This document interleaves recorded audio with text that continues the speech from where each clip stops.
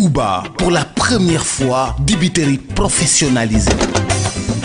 Professionnel u ndawal mosoo ko dégg de am suñu marinade bopp am suñu cafka bopp am suñu secret bopp na nga xamee ni noonu la McDonald amee ay secret noonu la dibiteri Uba amee ay secret dibi Uba saaf yàpp Uba méchoui Uba poulet Uba pigeon Uba pintade Uba bool Uba kaay ma wax la fa dibi safe mooy 77 629 00 00 fa saaf yàpp neexee mooy 77 633 57 57 fa méchoui neexee mooy dibiteri Uba fa poulet neexee mooy dibiteri Uba te nag kaay ma wax la dibiteri Uba commandeel ñu livrer la fa nga ne bu la neexee tamit nga toog sa kër Korité defal say commande Tabaski defal say commande boo amee xew defal say commande booy dalal ay nit defal say commande nga xam ne dibiteri Uba dalay defaral méchoui bu toog doo defar dara dibiteri Uba livré la cay Uba moo jaaxal réew mi.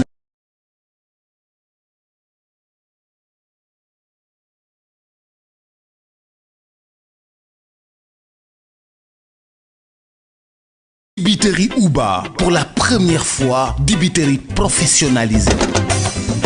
Professionnel u ndawal mosoo ko dégg de am suñu marinade bopp am suñu cafka bopp am suñu secret bopp na nga xamee ni noonu la McDonald amee ay secret noonu la dibiteri Uba amee ay secret dibi Uba saaf yàpp Uba méchoui Uba poulet Uba pigeon Uba pintade Uba bool Uba kaay ma wax la fa dibi safe mooy 77 629 00 00 fa saaf yàpp neexee mooy 77 633 57 57 fa méchoui neexee mooy dibiteri Uba fa poulet neexee mooy dibiteri Uba te nag kaay ma wax la dibiteri Uba commandeel ñu livrer la fa nga ne bu la neexee tamit nga toog sa kër Korité defal say commande Tabaski defal say commande boo amee xew defal say commande booy dalal ay nit defal say commande nga xam ne dibiteri Uba dalay defaral méchoui bu toog doo defar dara dibiteri Uba livré la cay Uba moo jaaxal réew mi.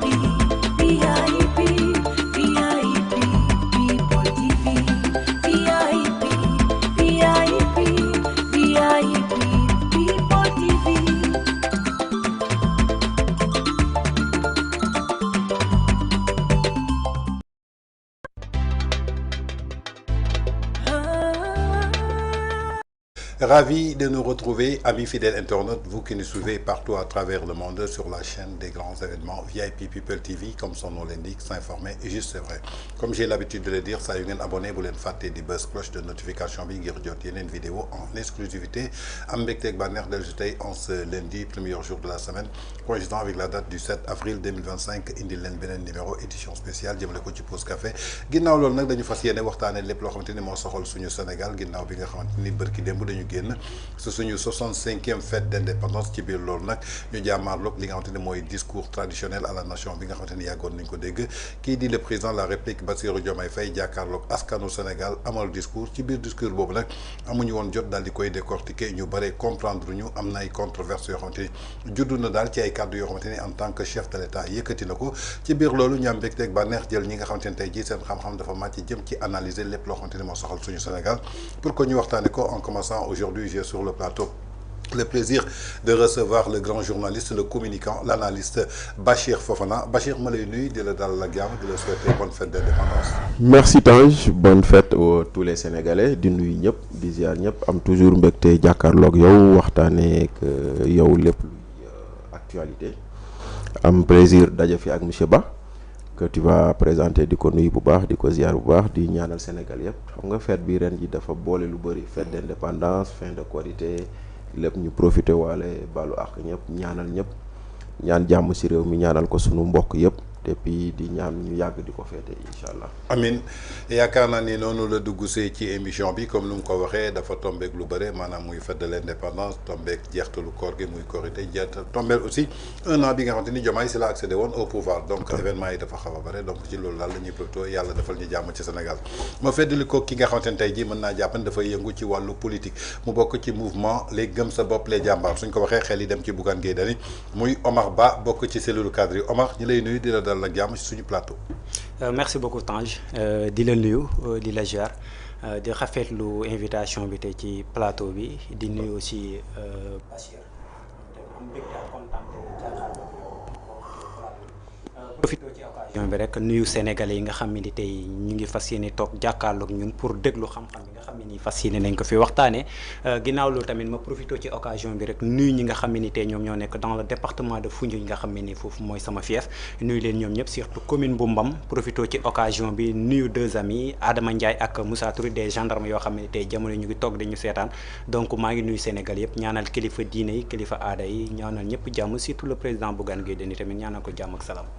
jërëjëf kon yaakaar naa ni jàmm ci la lépp xaj donc ci lu mu ñaan rek muy jàmm ak salaam boobu la ñuy ñaan yàlla wisaareel ñu ko ci Sénégal partout à travers Bachir pour commencer dañu génn ci le 3 avril muy traditionnel discours à la nation ñu gis à chaque fois que le président de la République dafa war a jàkkaarloog askanam pour rassurer leen ci benn discours xamal leen ni que fii la ñu toll fii la ñu jëm lii la ñu defagum ginnaaw bi mu defee discours bi dafa jur benn controverse en tant que quelqu'un qui est spécialiste dans la communication ñu gis ni que un président qui s'adresse à la nation le 3 avril le 4 avril ce même président jàkkaarloog presse yi pour 2 heures de temps comment on peut faire benn discours boo xamante ni c'est moins de 30 minutes pour s'adresser à 18 millions d'habitants le lendemain nga jàkkaarloog presse bi ci lu toll ci 3 heures de temps mais dañuy gis ni que bi mu jàkkaarloog presse bi dafa mel ni que on n'avait pas un président qui parlait mais on avait un militant de parti qui parlait avec son chef de parti tey ban jàngat nga ci def en tant que communicant. waaw donc ni nga ko waxee xam nga discours à la nation dafa am ñaari moment yoo xam ne sunu ay texte dafa consacré mooy le traditionnel discours du 31 décembre ak le discours à la veille de l'indépendance yooyu mooy yoo xam ne c'est consacré mais après constitution tam may na président de la république mu janook askan bi wax ak askan bi saa yu ko soobee saa yu ko situation bi laajee ndaxte boo seetloo Diomaye ba mu nekkee président ak léegi à la veille des élections defoon na benn discours à la nation pour appeler au calme à l'apaisement à des élections apaisées voilà mais ñaar yi nag moom dafa fekk ni ñaar yoo xam ne suñu tradition dañ ko consacré maintenant discours 31 décembre lu ci ëpp c'est un discours bilan ci at bii nga génn et ouverture de perspective ci at bii ñu jëm maintenant discours 3 avril c'est un discours généralement dédié à l'armée, à la jeunesse et aux ambitions sur nos forces de défense et de sécurité. loolu mooy ñaari particularité discours yooyu. donc ci discours boobu noonu également ça a coïncidé avec une année du président de la République au pouvoir. moom boo gisee ci discours bi il a essayé de faire son bilan ci lu mu def. nee na def na lii on a payé les dettes on a et cetera ak yooyu. dem na ba wax ci biir discours am boobu noonu il faut même demander aux Sénégalais de serrer la ceinture parce que affaire bi dafa xaw a métti situation bu ñu fekk réew mi et cetera. maintenant loolu man amul lu ma ci wax le discours a été très calibré ci lu ma gisoon du point de vue de la comme d'habitude c'est un discours entre 15 et 20 minutes. Il l'a fait en wolof et en français. Même si après man j'aurais compris qu'il y a des mots que je n'aurais pas utilisés dans son propos. Parce que bu nee réew mi dafa nekk ci guuta c'est-à-dire que yow tu es alarmiste quoi. Voilà alors que bon on n'attendait pas ça. Moi j'aurais préféré un autre mot que guuta et cetera. Donc ça c'est des questions yoo xam ne par-ci et par-là. Bon dans le contenu du discours également am na ci ay parties yoo xam ne bon je suis pas très mais maintenant tu en viens le lendemain, le 4 avril.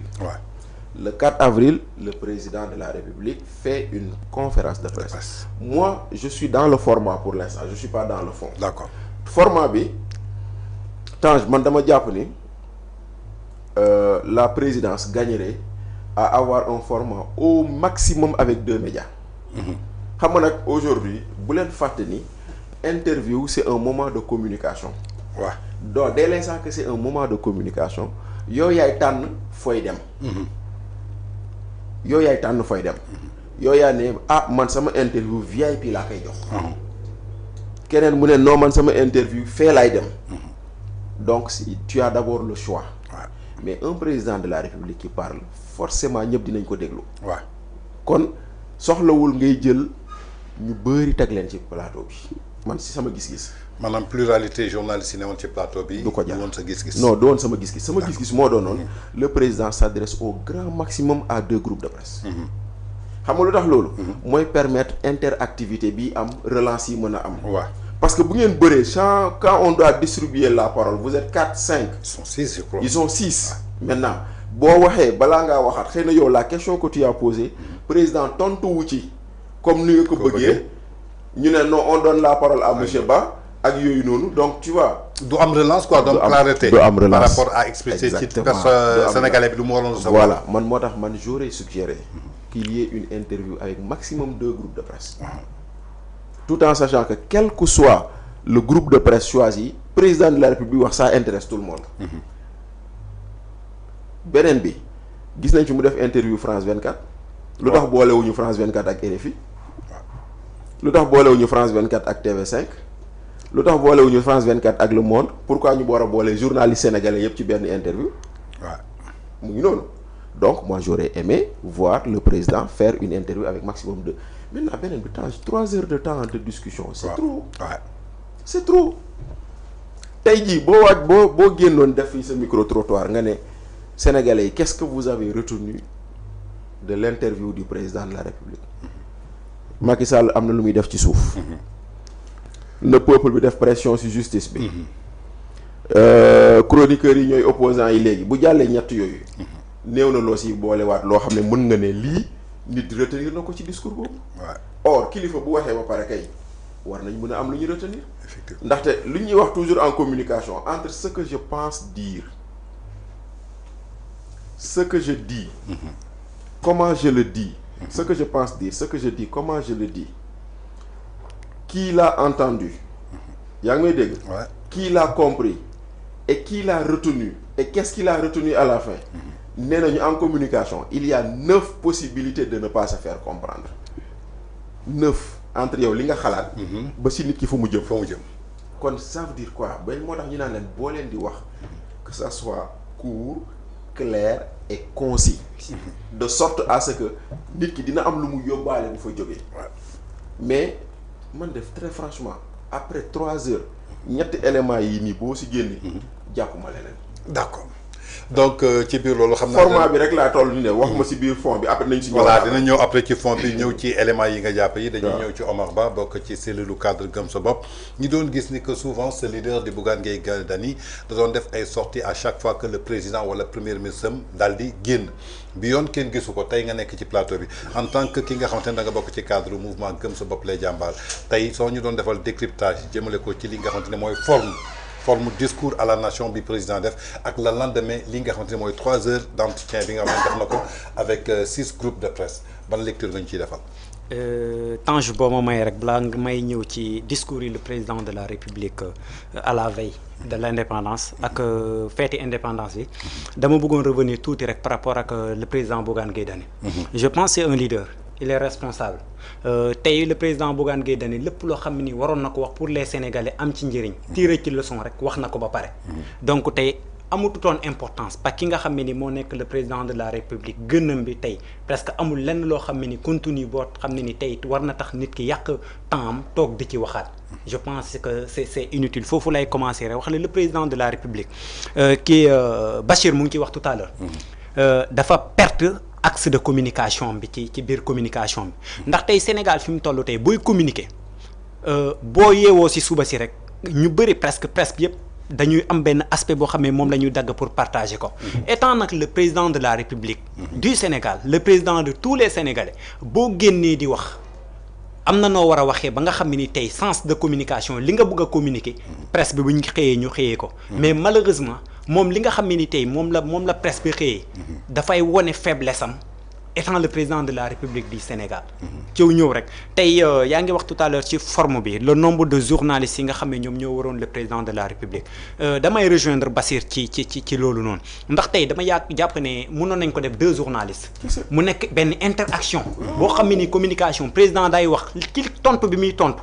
y a des questions à reposer. nga poser waat ko des questions par rapport à ça mu répondre ci mu ñëw ci Sénégalais yi tirer ci leçon mais tey li tax président perte communication parce que y a beaucoup de journalistes qui sont là nga poser sa question au moment bi nga xam ne ni mu ngi lay répondre ci biir réponse bi am nga ci ay questions yoo xam ne nii leerul war nañ ko leeral mais au final gars yi duñ la ko may parce que y a d'autres qui t'attendent donc il est obligé mu répondre de manière bref jàll loolu moo poussé sax communication bi mu raté ko de manière générale parce que lim communiqué ak li gars yi xëyee kii mu ngi koy wax 3 axes de communication un président de la République du Sénégal avec tous ses pouvoirs au niveau national ak international su demee ba ni montrer faiblesse am devant un ancien président de la République c'est catastrophique.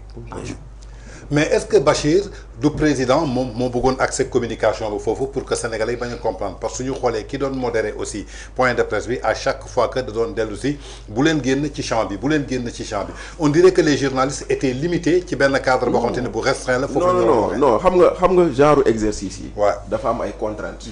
te il faut accepter les contraintes d'un tel exercice. waaw ndaxte tey président de la République moo soxla. parce que nee naa leen une interview c'est un moment de communication. waaw via des journalistes qui posent des questions. Ouais. Maintenant, il y a 2 choses aussi à distinguer, entretien et interview. Ouais. Un entretien, c'est des sujets libres. Ouais. Une interview, c'est des sujets préalablement définis. Nous loolu la ñu jàngal ci communication. mooy maanaam dañu ne Tange dañuy waxtaan lii la ñuy waxtaanee lii la ñuy waxtaanee lii la ñuy waxtaanee. donc le modérateur il est obligé de rester sur le thème mooy maanaam on ouvre le thème économie. il fait comprendre aux journalistes que waruñoo génn thème économie bi. donc les questions doivent tourner autour de l'économie. D'accord. Ça ne veut pas dire forcément que les gens avaient préparé leurs questions jox ko président non mais thème bi. mooy la ñuy rester. donc loolu c'est le rôle du modérateur de faire ça. de dire que oui on reste dans le thème on reste sur cet axe-là on parle de diplomatie on reste dans la diplomatie on parle d'agriculture on reste dans l'agriculture etc. donc côté boobu noonu amul problème. mais encore une fois man format bi. moo ma posé problème. format bi moo bëri. nit parce que format bi buñ ko allégé woon. il était prévu ou il était possible. sur une maximum 1 heure de temps ou maximum 1h30 minutes. nga mën a wax l'essentiel que les gens puissent retenir dem parce que xam nga tamit communication dafay mel ni film plus le film est long plus tu te lasses.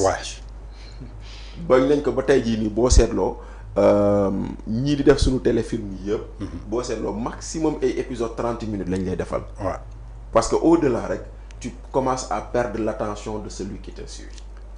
donc tey jii nii loolu c'est des éléments yoo xam ne nit ñi ñu bëri buñ ko comprendre dañuy xam lu tax ñu war a am une communication maîtrisée une communication calibrée une communication normée et bien précise dans le temps et malheureusement loolu la gisul maintenant nag beneen bi aussi tu verras que sur beaucoup de questions le président a survolé il n'est pas rentré dans les détails maintenant bu fekkoonte ne ñaari nit la amul jàkkaarloo woon boo ko surveillé président wax ji fii leerul de est-ce que mënoo ko gën a leeralal parce que bu taxawee ne on a interdit toutes les marches mu ne gis ma lu fi jar a marche. Effectivement. mais loolu ça aurait mérité une relance. Une relance mais kenn relancé wul. oui mais parce que maintenant. amuñu temps non amuñu temps parce que tey président doo ko dagg noonu. surtout que y a un modérateur. maintenant après kàddu gi dellu siwaatul ci yow. mais loolu ça aurait mérité une relance. lu ñu war a mën a manifester lu fi jeex. waa Ngor woote nañ fi pour manifester ñu tere leen ko risque de trouble à l'ordre public. taximan yi manifester nañ fi ñu tere leen ko. ñeneen ak ñeneen noonu mais loolu yëpp on ne peut pas nous dire que yaa rien am gisuñu li fi jar manifestation. donc c'est pour dire que encore une fois. c'est le format qui a fait que lu ñu mën a am lu ñu jot a am nii lu néew ci am bon et tout ça aurait été mieux si le format était plus réduit. d'accord donc suñu jógee ci format bi dañuy ñëw ci li nga xamante ne mooy fond bi ci biir fond bi dañuy njëkkee ci discours à la nation bi dafa am mel ni écart de langage lañ fa gis ginnaaw bi nga xamante ne bi muy tàmbalee dafa rendre hommage les forces de défense et de sécurité. muy tey jii ñi nga xamante ne mooy takk der yi alors que la veille le 2 avril dañu gis ni que ca assemblée nationale ñu voté fa interprétation loi d'amnistie ci biir 130 députés yëpp lenn moo nekkoon seen vision maanaam mooy force de défense et de sécurité yi naka la ñuy def pour topp leen ci li nga xamante ni amoon na fi de 2021 ba 2024 dans l'exercice de leur fonction ki ko préciser nag kenn la c'est un ex procureur Alioune Ndao moo taxaw ne carrément ñu visé mooy FDS yi dañuy remonter ba si seen ay supérieurs ñi nga xamante ni ñoo ko commandité tey écart de langage entre le président de la République Bassirou Diomaye Faye ak partem bi nga xamante ni ñoom ñoo voté interprétation loi d'amnistie bi visé ñi nga xamante ni maanaam mooy force de défense yi nga xamante ni dañ leen traîner tey dans la boue comme ñi nga xamante ni tey jii lépp lu fi am ci acte de torture lépp lu fi am ci ay martyrs si ay crimes ñoom ñoo ko def. Tange xam nga Pastef lan moo leen jàpp. dañoo perte seen communication. ndax communication bi nga xam ne moom lañ doon communiquer bu ñuy nekk opposition. ak arrivé au pouvoir communication bi nga war a adapté. c'est pas la même chose et il se croit toujours que. ñoom communication bi nga xam ne moom lañ yoroon fale moom la ñuy continuer di manipuler les Sénégalais. damay revenir tuuti rek ci loi d'amnistie bi nga xam ne ni tey Amadou Ba nekk Pastef dugal na ko de loi interprétative ba pare ñoom soo ma mayee tuuti rek Tange. parce que dañoo jël ne loi bi. waruñ ko abroger de manière générale. te abrogation bi ñoom ci boppam ñoo nekkoon seen promesse de campagne la woon. léegi benn prétexte la ñuy jël nee nañ ne loi bi buñ ko abroger la loi ne peut pas être rétroactive. te boo demee tey ci en droit ñun ñi nga xam ne ni jaar nañ fa ak droit introduction à l'étude du droit rek dañ lay jàngal le conflit de loi dans le temps. conflit de loi dans le temps ñu indil la ñaari principe le principe de la non rétroactivité de la loi et l'application immédiate. le principe de la non rétroactivité de la loi mu am fa 3 exceptions.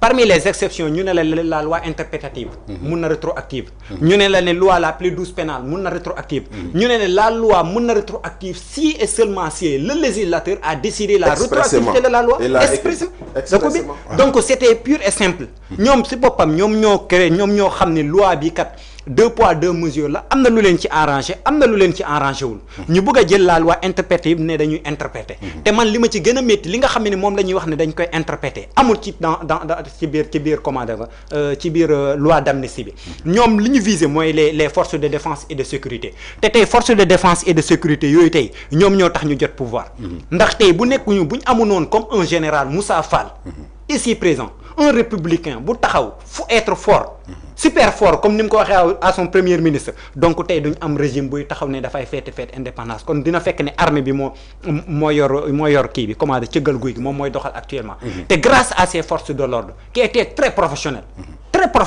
ndax je ne peux pas concevoir des forces de l'ordre ak pillage bi amoon gaspillage bi amoon violence bi amoon tout ça ils ont été très techniques très pragmatiques moins violents ndax tey sama genre gi tey bu nekkoon ne tey ñoom ñoo nekkoon des forces de défense et de sécurité dina doon ëpp noonu ay camion la ñu yëpp niw ñi mais malheureusement ñoom xamuñ l'importance de nos forces de défense et de sécurité parce que c'est le seul parti boo xam ne nii avant d'arriver au pouvoir il a commencé à s'attaquer à comment dire à des forces de défense et de sécurité tey ñi nga xam ne ni tey ñoom ñoo fi nekk seul parti bii taxaw di saagay wala di xas wala di ŋaññi force de défense et de sécurité ñoom kese la li ñu xamoon Sénégal politique yi entre politique homme politique ñoom ñoo doon sànnante xeer ñoom ñoo doon weccoo ay baat mais malheureusement avec l'arrivée de Pastef on a su à vivre d'autres trucs au Sénégal tey bu ñu demee ba taxaw un Ousmane Sonko taxaw di insulter ay forces de défense taxaw di wax yëkk lu xamee un général mu xamuñ ko woon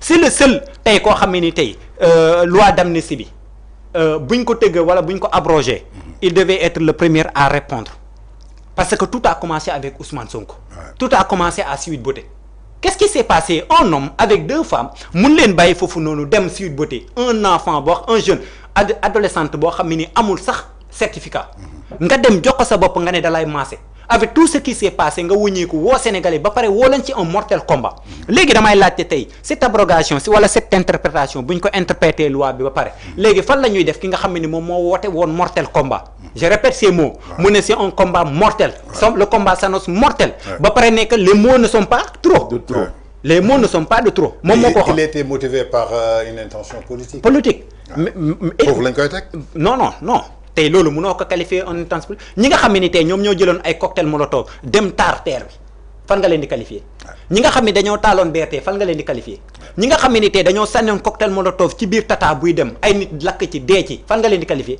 ñaata entreprise ñoo fi tëj ñaata entreprise ñoo fi am difficulté ñaata nit lañ fi traumatisé di leen daggal ay saaga di leen menacer di taal seeni kër et tout cela mais moom avec tous ces trucs là ñu mën a jël une somme d'argent ne dañ koy distribuer ces malfaiteurs foofu lañ commencé la violation de la loi violer li nga xam ne ni moom mooy charte parce que sàcc nag bu demee jël alal réew mi di ko jox ay sàcc ak ay defkati ñaawteef mais c'est trop. D'accord. Bachir tey par rapport ak li nga dégg président rendre hommage sargale ko ñoom force de défense et de sécurité la veille alors que ci veille bi ay députés yi nga xamante ni parti bi ko porté au pouvoir ñi ngi doon attaqué wu ci ñooñu. waaw écart de langage laa ci gis man. waaw mais li nga gis noonu moom la ñu gis je suis d'accord avec toi et même le président doit être très mal à l'aise. waaw ndaxte d'abord la ñu défilé foofu 4 avril lépp lu fi nguur gu fi jógee bàyyi la. la vision de Macky Sall. Bon, les réalisations, parce que c'est pas une vieille vision, c'est une réalisation concrète. Ndaxte li ñu gis quand même doy na xel. ndaxte gis nañ ba gis ay drone te drone yooyu noonu ñoo leen doon jàpp ñoom manifestants yi ñu naan non et cetera demuñu fi woon ba naan président dafay génnee ay ngànnaay pour xuuxal askan wi. waaw dégg ngeen ko wala dégg si wax nañ ko kan ka waxoon loolu bu toogee ca fa ñuy défilé mu toog gis arme bi jàll il est fier mu war a bomber la tos kon kay xanaa war na rus. dëgg ndaxte démb barki démb moo ne woon lii ay xuuxalaate la moo ne woon lii pour napp askan wi la dafa ne woon lii ku ko def parce que dafa bëgg a rey askan wi tey jii nii ngànnaay yooyu ñoom la ñu jël militaire yooyu la ñu jël oto yooyu la ñu jël di ko ndamoo di ko bàkkoo loolu moo war a njëkk a nekk le débat avant d'après nag nga soog a dugg ci loi d'amnistie bi ndaxte loi d'amnistie bi nuñ ko waxee benn la dafa clair ce que les Sénégalais veulent ce n'est pas une interprétation de la loi les Sénégalais veulent savoir est-ce que Tange mii doon jot ay menaces de mort ñu ko doon def ñan lañu ndaxte yow on t'a menacé plusieurs fois on a caillassé tes biens plusieurs fois léegi ka def noonu loolu dañoo war a xam kan la ak lu tax mu def ko les Sénégalais veulent savoir l'arrêt de bus bii nekk fii en face de fii 2 fois de suite defar nañ ko 2 fois de suite toj nañ ko kan moo ko def les Sénégalais veulent savoir kan moo attaqué woon Cap de Biche les Sénégalais veulent savoir terre bi ñu attaqué woon kan moo leen yónni et ainsi de suite donc ci kaw loolu Macky Sall moo def loo xam ne ñu bëri ànduñ ci woon man bokk j'étais pas pour l'amnistie j'étais pas d'accord def na ko lu tax mu def ko un jour viendra peut-être il l'expliquera aux Sénégalais mais la mu defoon noonu ñaara ci am ou tu laisses ou tu enlèves mais tu ne peux pas interpréter tu laisses ou tu enlèves d'autant plus que la loi bi ñu bindoon bi fi Macky Sall bàyyi elle est claire à tout point de vue dañ la ne se rapportant à des manifestations juristes la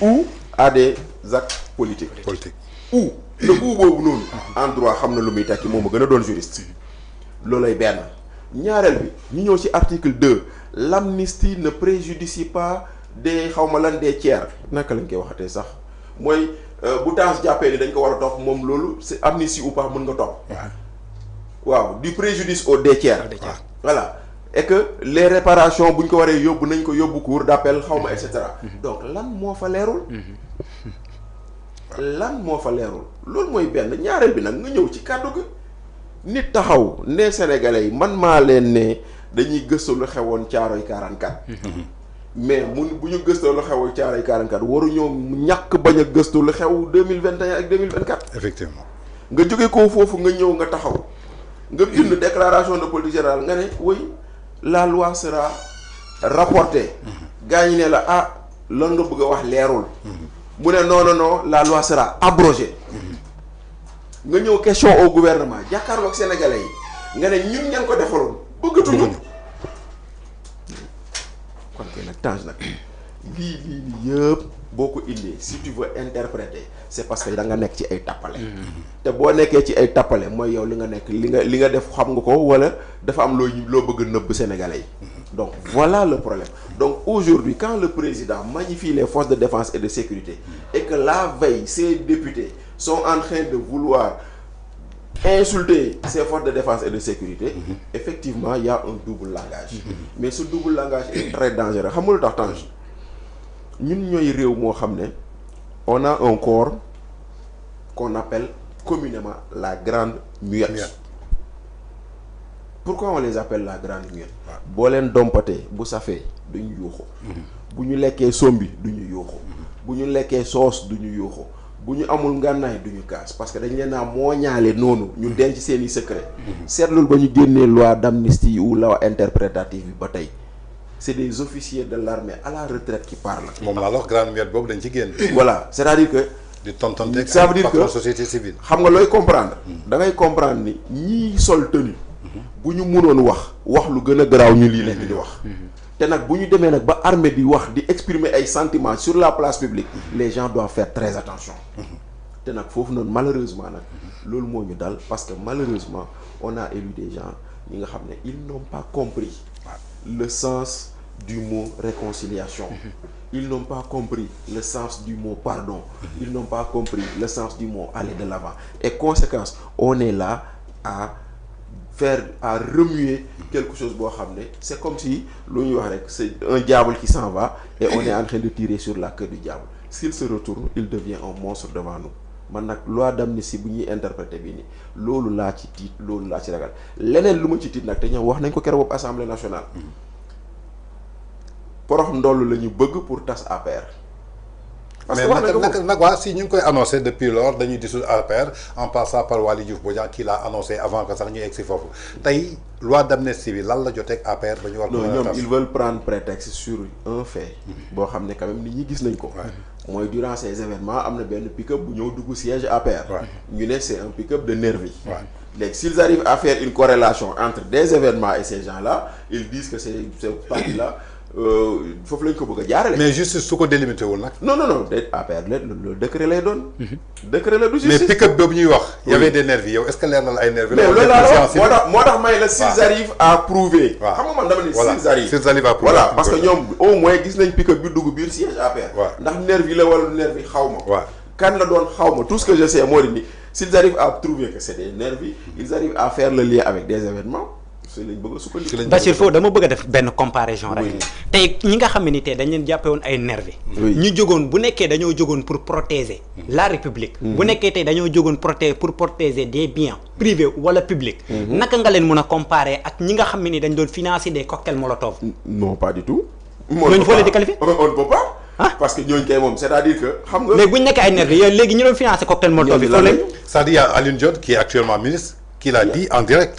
Mais man maa doon financé cocktail molotov ñuy taal. On a vu un gars qui est sorti pour accuser Khoureychi Thiam. Qui est actuellement au niveau de Fès. ne ko moo doon financé ñi nga xamante ni ñoo doon taal. ba mu cité Yaa Fatima. On a vu Ousmane Tounkara. qui est proche du projet. qui a dit qu'il a investi $1 million ci biir projet bi. ñooñu tey lan moo leen wutaleeg seen aveu. par rapport ak ñuy wëri nervi ay nervi yoo xamante ni xamuñu ñan ñoo leen. mais amul dara mais en réalité. ñoom aujourd'hui on essaie de trouver le subterfuge en disant que motivation politique xam nga ñoom foofu lañ ko bëgg a wéer pour seetal seen i nit te si loolu lañ bëgg a wéeru pour tuumal ay forces de défense et de sécurité mais encore une fois dama ne code pénal moo protéger nos FDS effectivement article 315 ak article 316 article 315 dafa ne amul crime amul délit bu fekkente ne FDS yi ordre moo leen yëkkati te ordre bi xam nga ko koy joxe temps l'autorité préfectorale la réquisition vient du préfet bu amul réquisition préfet du génn am na benn moment ci biir manifestation yi ngi dégg ngeen naan force de défense yi ak sécurité dañoo yéex waay mais xam nga lan moo ko waraloon mais les commissaires et les officiers là ils ont dit sans réquisition on sort pas parce que sans réquisition ils sont pas couverts mais loolu amoon na si kon tey jii nii képp ku génn réquisition mu la génne loolay benn ñaareel bi article 316 nee la il n'y a ni crime ni délit si les homicides dañ ko def dans le cadre d'une procédure d'une situation de légitime défense pour soi-même ou pour autrui c'est ça mooy maanaam policier bu taxawoon fii war la protéger yow Thiam xam nga tu es autrui bu taxawoon fii war la protéger s'il fait usage de son arme on ne peut pas le poursuivre d'accord moom bu taxoon bëgg a protéger boppam s'il fait usage de son arme on ne peut pas le poursuivre kon tey jii nii coow li dafay bëri rek mais ñoom wax ji moo di ni la seen leader waxoon moo fi ne duñu mës a laal loi d'amnistie te parewuñu pour laal ko parce que loi d'amnistie bi boo ko laalee Tange boo ko laalee dina yéem de ndaxte man xam naa ci benn cas la première personne qui est morte par balle dans les événements xam nga fan la décédé Bignona. Ouais.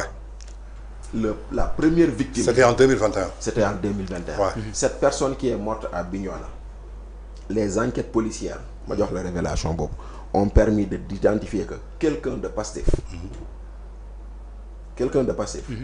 avant cet événement, il est allé au nord Sindia, auprès des rebelles. Son téléphone a été borné foofu. Le lendemain, des téléphones qui étaient de l'autre côté ont été bornés dans les manifestations. yaa ngi dégg. Ouais.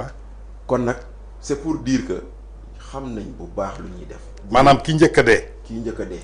am na ku ñu borné téléphone am ci Nord Sindia ci rebelle yi. ci rebelle yi. ba muy faatu gis nañ ko ci fu mu faatu. ba muy faatu il était dans les manifestations.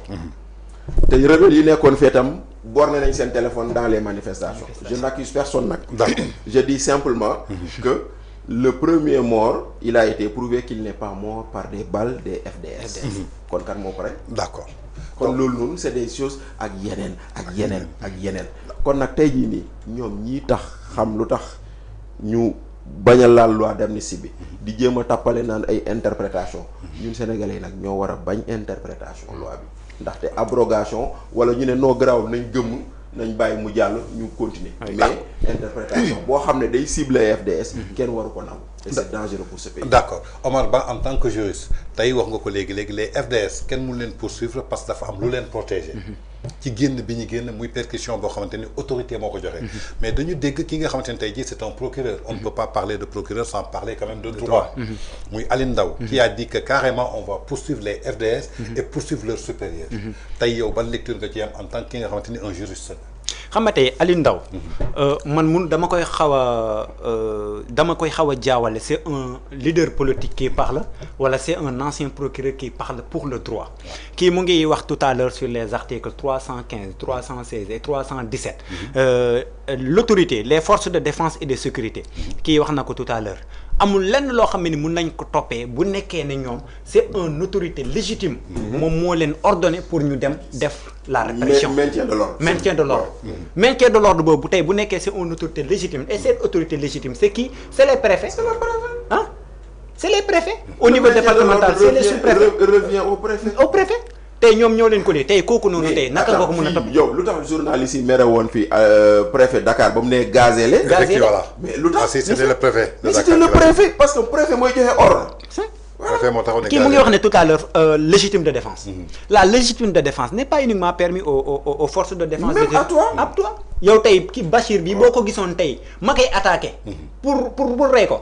tu peux me tuer te yoon du la ci topp da parce que loolu la droit wax c'est les règles de droit sont simples et précis mais malheureusement ñi nga xam ne ñoom ñoo nekk arrivé au pouvoir tey ils cherchent toujours à manipuler les Sénégalais et à tourner l'axe de la communication pour faire les convaincre que force de l'ordre force de défense et de sécurité te wallaay l'enjeu bu nekkutoon force de défense et de sécurité yii réew mi dina doon ñaaw bu nekkutoon force de défense et de sécurité yii tooguñ fii di wax man ak yéen d'accord Bachir si biir loolu aussi dañ ciy jëlaat beneen ponk boo xamante ne tey jii mën naa jàpp ni que mooy problème mu sénégalais yi muy la justice ñu bare jàpp nañu que tey jii justice bi dafa nekk uniquement pour servir benn parti am na ñu jàpp loolu ci sénégalais yi am na ñu jàpp ni aussi justice bi mi ngi def liggéeyam mais ci biir loolu président dafa soulever li nga xam ne mooy les réformes de la justice une fois que mu accédé au pouvoir je crois que c'était du mois de mai au 4 juin li ñuy njëkk a organisé mooy les assises de la justice ñu tiré ci ay réformes muy 32 mais jusqu'à présent gisooguñu dara loo xamante ni appliqué nañ ko ci jëmale ko ci juge des libertés jëmale ko ci indépendance de la justice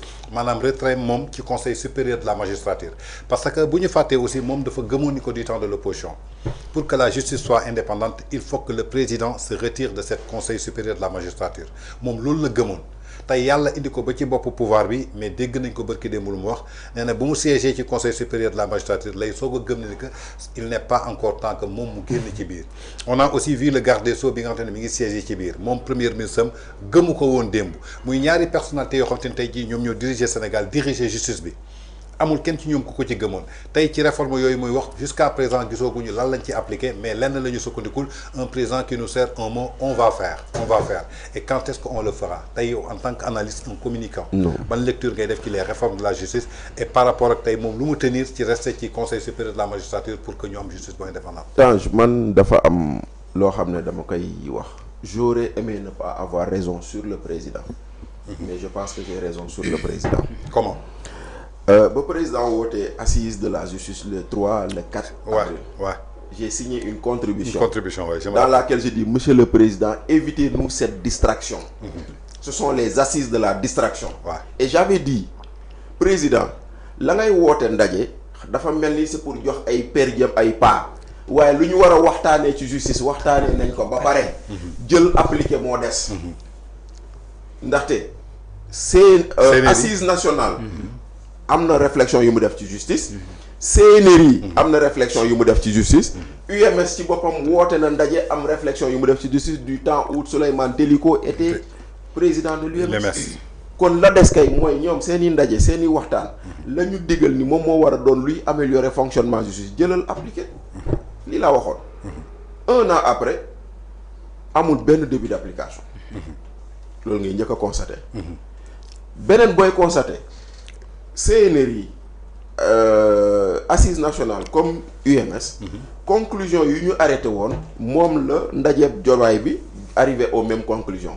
mooy ñii d'accord nañ président génn conseil supérieur ñii d'accorduñu. ñii wax lii ñii wax la lee maintenant bu boobaa lan mooy différencier mbir mi lenn kese la. yow ta parole donnée. c'est-à-dire que bu ñu nee Tange bunt bi baax na. monsieur Ba ne bunt bi baaxul. Tange ne woon bunt bi baaxul dama ko war a changer. doo ñëw ba fii toog fi naan ñu nii wii nii non. da ngay def yow la nga waxoon. kon président moo bind. ni le président de la République doit sortir des conseils supérieurs de la magistrature. moom som njiital parti am wax ko. yaa ngi dégg. mu jógee ko foofu noonu moom ci boppam mu am ñaar ñett ba ñeenti vidéo yoo xam ne dañ koy wane muy wax mu naan président des fois rek génn conseil supérieur. kon du toog ba tey naan sénégalais yi ndaje bii ma fekkee gis naa ni man warumaa génn foofu. waxeet kese la. waxeet kese la mooy lu ma doon wax toujours rek l'ennemi du populisme c'est l'exercice du pouvoir. dinañ diggee loo xam ne bu ñu toogee duñu ko def te lii bokk na ci. ndaxte en réalité la justice kenn am problème ci justice mooy le parquet. waaw ñu si des ñëpp amuñu problème. waaw te le parquet lu ko def problème Ousmane Sonko ñu ko wax. muy cordon ombilical bi dox ci diggante ministre de la justice ak le procureur. te Ousmane Sonko moo ñu ne ku ma nee jàpp leen ko den koy jàpp. ku ma nee bàyyi leen ko den koy bàyyi. il l'a dit publiquement. loolu mooy suñu problème actuellement. maintenant nag président de la République bëgg a lewal toogam ci conseil supérieur bu ko neexee na ko lewal mais na wax sénégalais ni moom daa weddi boppam mais man Tange dama bokkoon si ñoo xam ne dama jàppoon ni président warul génn conseil supérieur de la magistrature. parce que man damaa jàpp ni président la ñu fal jox ko attribut pour gérer la politique du pays. Oui. définir la politique de la nation noonu lañ ko bindee monsieur Ba ci constitution. Le président définit la politique de la nation. Mais la politique de la nation c'est la politique éducative. C'est la politique de santé. C'est la politique de justice. C'est la politique environnementale. lu tax président muy jiite yee te du jiite bi. voilà maintenant président dafa war a nekk conseil supérieur de la magistrature man ça a toujours été ma position. maintenant lan mooy des comment réformer le conseil dans son organisation loolu d'accord naa ko. parce que tey jii nii tu ne peux pas dire que les membres de droit et les membres élus nga gis ni les membres de droit ñoo ëpp les membres élus. bu boobaa dañuy xool comment équilibrer les choses muy benn. deuxièmement les consultations à domicile nga xam ne foofu la ñuy diriger carrière magistrat yi des fois et cetera comment équilibrer les choses loolu d'accord naa ko. mais président dafa war a toog foofu man loolu laa gëm. mais ñoom ñoo ñu gëmloo woon ni président war a fa toog. kon ñoom ñoo fa war a génn. kon waruñoo ñëw ba tey di jéem a indi. ay disons ay subterfuge naan lii ma gis foofu lii et cetera loolu yëpp ay waxi tàppale la. waxi tàppale kese la te nag vraiment ñun yaakaaroon nañ ni on a dépassé l'étape où dañuy fal ay nit yoo xam ne dañuy ñëw di tàppale suñu kanam di ñu jéem a justifier loo dañuy jéem a gëmloo loo xam ne démb dañoo ne woon dafa aram. voilà tout le problème maintenant la justice de façon générale gisoo pour wan leen ni si ay tàppale lañ nekk Tange je te donne un exemple. ba ñu defee seen réforme yooyu. proposé comme c'était combien 32 mesures. Président ba muy def interview ak les médias bañ ko laajee lan la wax dafa ne awma majorité bi ma appliquer réforme yéen a ngi koy dégg fàttali ko le 7 juillet 2024 conseil des ministres président de la république bind ne je demande au premier ministre et au ministre de la justice de me faire un suivi mensuel de l'application des décisions issues de ces concertations. Juillet ba tey ana suivi bu ñu gis. on n'a pas. ana bu amee de génnewuñu ko. gisaguñu ko daal gisuma ko renduñu ko public mais lii nga xam ne lii moom ñoom toogoon ñu ne y a des mesures qui ne demandent pas une incidence financière. mais lu leen ko teree appliqué. lu leen intéressé woon ñàkk majorité la ñu prétexté woon pour ne pas le faire. te terewul ci seen ñàkk majorité boobu noonu jël nañ 2 projets de loi yóbbu ko pour supprimer conseil économique et social ak parce que porox ndoolu politique lañ doon prétexte lañ doon wut. donc ça veut dire que on a élu un président qui nous dit qu'il est au-dessus de la mêlée, qui a démissionné de son parti politique, mais qui se comporte en réalité comme le vrai militant de Pastef et qui fait tout pour arranger son parti politique au détriment des autres formations politiques. Voilà. D'accord. Damay ñëw ci Omar, yow en tant que politicien, Bachir, il est analyste communicant. Yéen politiciens yi toujours du temps de l'opposition da ngeen di diggee li nga xamante ni su ngeen excès da ngeen ko def. On parle de la justice et justice bi tey yaakaar naa ni yéen gëm sa bopp victime ngeen ci. Première victime c'est Bougane Gueye Dany. Gisoon nañ fi arrestation après ñu libéré ko. Ak arrestation bi am fële nga xamante ni tey jii maanaam mooy ca Bakel tey mën nañ jàpp ne que yéen gëmu leen indépendance de la justice.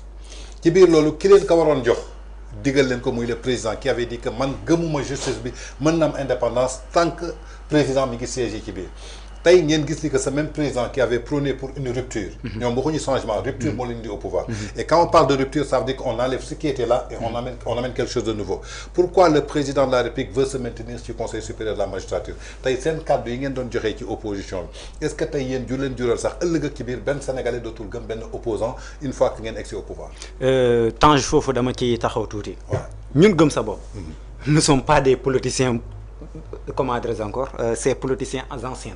mais ñun lan moo ñu ci wóor ñoom it ba ñuy ñëw Sénégal. loolu la ñu doon voilà am na sénégalais boo xamante ne tey xëy na peut-être ak Diomaye non may ma rek am na sénégalais bu jël kartam jox ko Diomaye parce que dafa bëggoon une justice indépendante. effectivement te nee na lan moo ko koy may mooy Diomaye su excès du ci siège. li ngay wax noonu dama la koy nangul. voilà mais nit ku nekk. xam nga dafa am loo xam ne nii loolu moo gën a sacré ci nit. mooy kaddu. kaddu moo gën a sacré ci nit. te ñun gëm sa bopp. dañoo jàpp ne kaddu. moom mooy nit ndax maam da doon wax ne gor jàpp ko ci kàddam boo koy bàyyi ko ci kàddam man mii toog fii tey si plateau bi toog li ma gëm ak li nga xam ne ni moom mooy dox biir gëm sa bopp man j'ai pas fait gëm sa bopp kese jaar naa yeneen structure politique bàyyi gisi gëm sa bopp mais je sais carrément que les réalités de gëm sa bopp sont contraires ak ñi nga xam ne ñoom ñoo nekkoon ci yeneen instance politique yi nga xam ne ni jaar naa fa ma wax la benn affaire le président de la république bëgg a maintenir ci conseil supérieur de la magistrature c'est pour son intérêt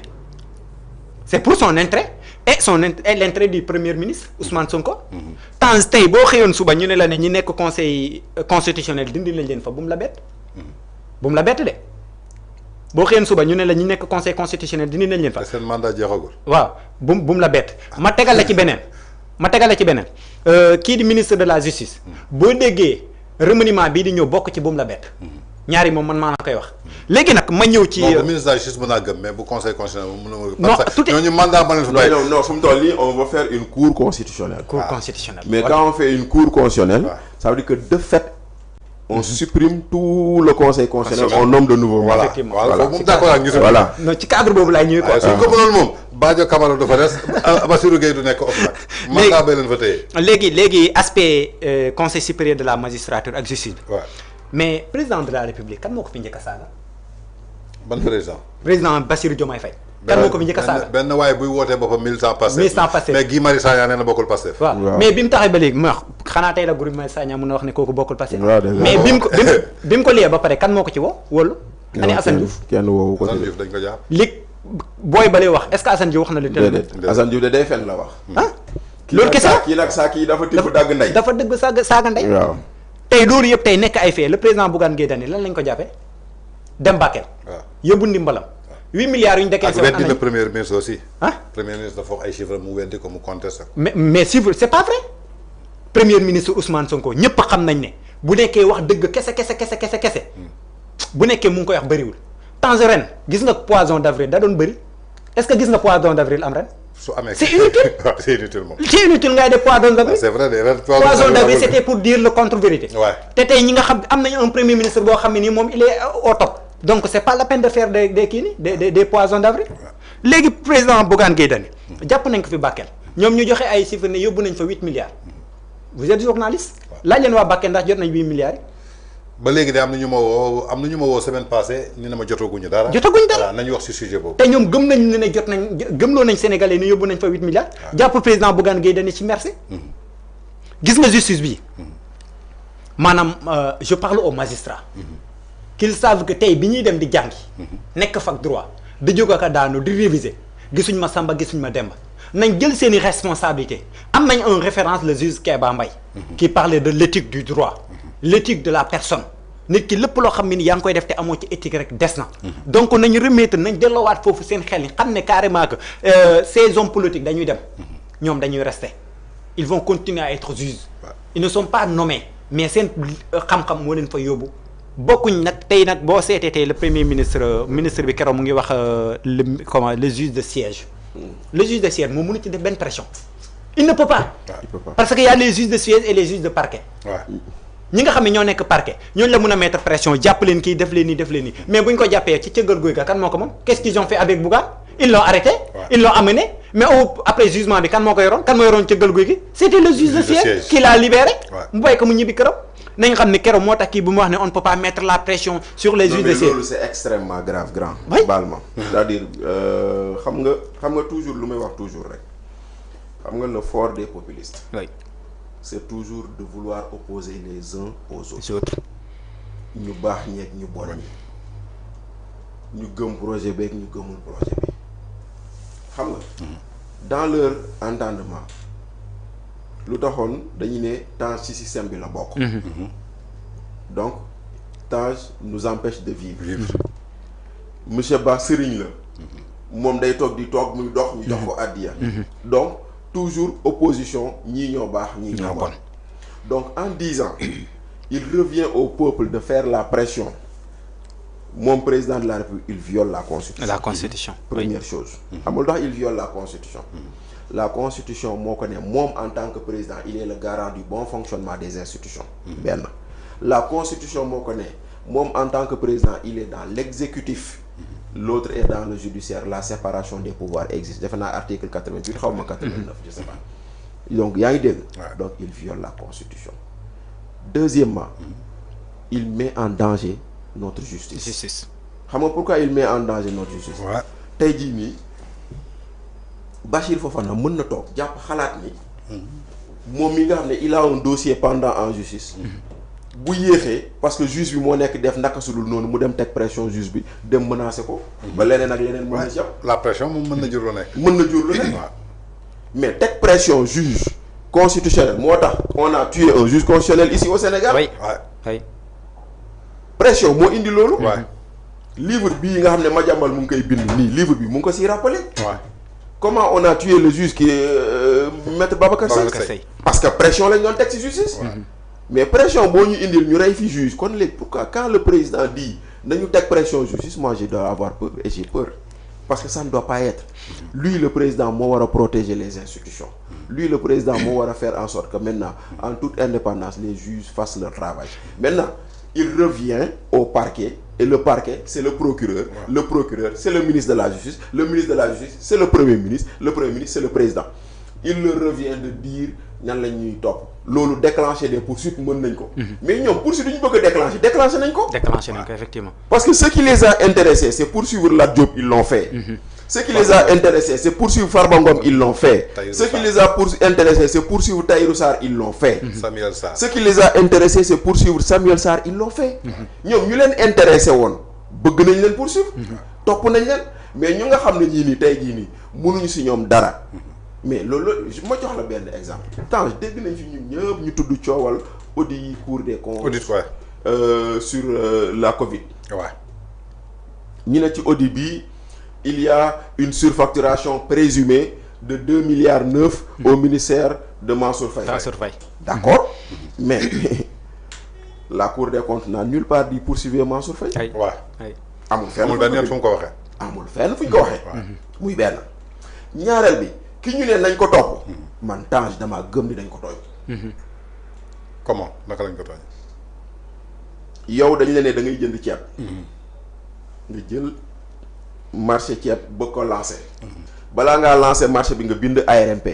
nga ne leen président nee na nous sommes en phase d'urgence mën nañoo bañ a def appel d'offre. waaw mais compte tenu de la spécificité ñun dañ leen bëggoon ngeen dimbali ñu ngeen wax ñu quel est le moyen le plus adéquat pour faire jouer la compétition. ARMP ne leen def leen seen compétition publier leen ko ñu publier ci journal ne dañuy jënd ceeb. nangami tonne la ñu soxla ku ko ñëw ku ko am indil. waaw Tange indi monsieur Ba indi Bachir indi keneen indi. ku nekk def sa prix. waaw fermé ñu ñoom dépouillé ñuy gis ni monsieur Ba moo gën a gàtt les prix. ñu tànn monsieur Ba. Il se trouve que en ce temps-là le kilo de riz coûtait 300 francs. Eux ils ont acheté à 275 francs. Et pourtant on les a accusés de surfacturation. En disant que non, oui, l'arrêté de base ou l'arrêté ou l'arrêté sur lequel on s'est basé, c'est l'arrêté 2014 qui fixait le prix à 240 francs. Ce qui est injuste. Mais moo tax ma ne dañ ko tooñ. dañ ko tooñ mais Tange, nous sommes en 2022. Ouais. On voudrait que le gars achète au prix de 2014. C'est inadmissible. Alors que nous sommes dans un domaine où c'est la concurrence qui joue, c'est la loi du marché qui joue. Maintenant, ñu ne kooku la ñu war a topp.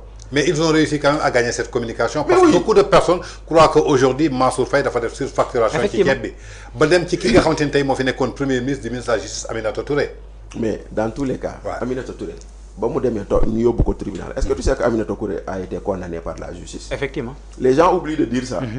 Quand Mansour Faye l'a attaqué à la justice a condamné Aminata Touré. Ouais. Mais pas, malheureusement ou heureusement, je ne sais pas, et c'est la première fois d'ailleurs que je l'entends, et le juge a dit oui, elle a diffamé, mais de bonne foi. De bonne foi. Diffamation de bonne foi. Diffamation de bonne foi, c'était la première fois man lu ma dégg si ma dégg ñu ne diffamation de bonne foi. Man mii nga xam ne sax toppee nañ ma dossier diffamation. temps yi nii ndaxte bon Aliou Ndiaye borom Africa 7 porte na plainte contre man bu ma demee tribunal je vais dire que j'ai diffamé de bonne foi. Bonne foi, oui. Parce qu'on a ouvert une Jurisprudence. Une jurisprudence.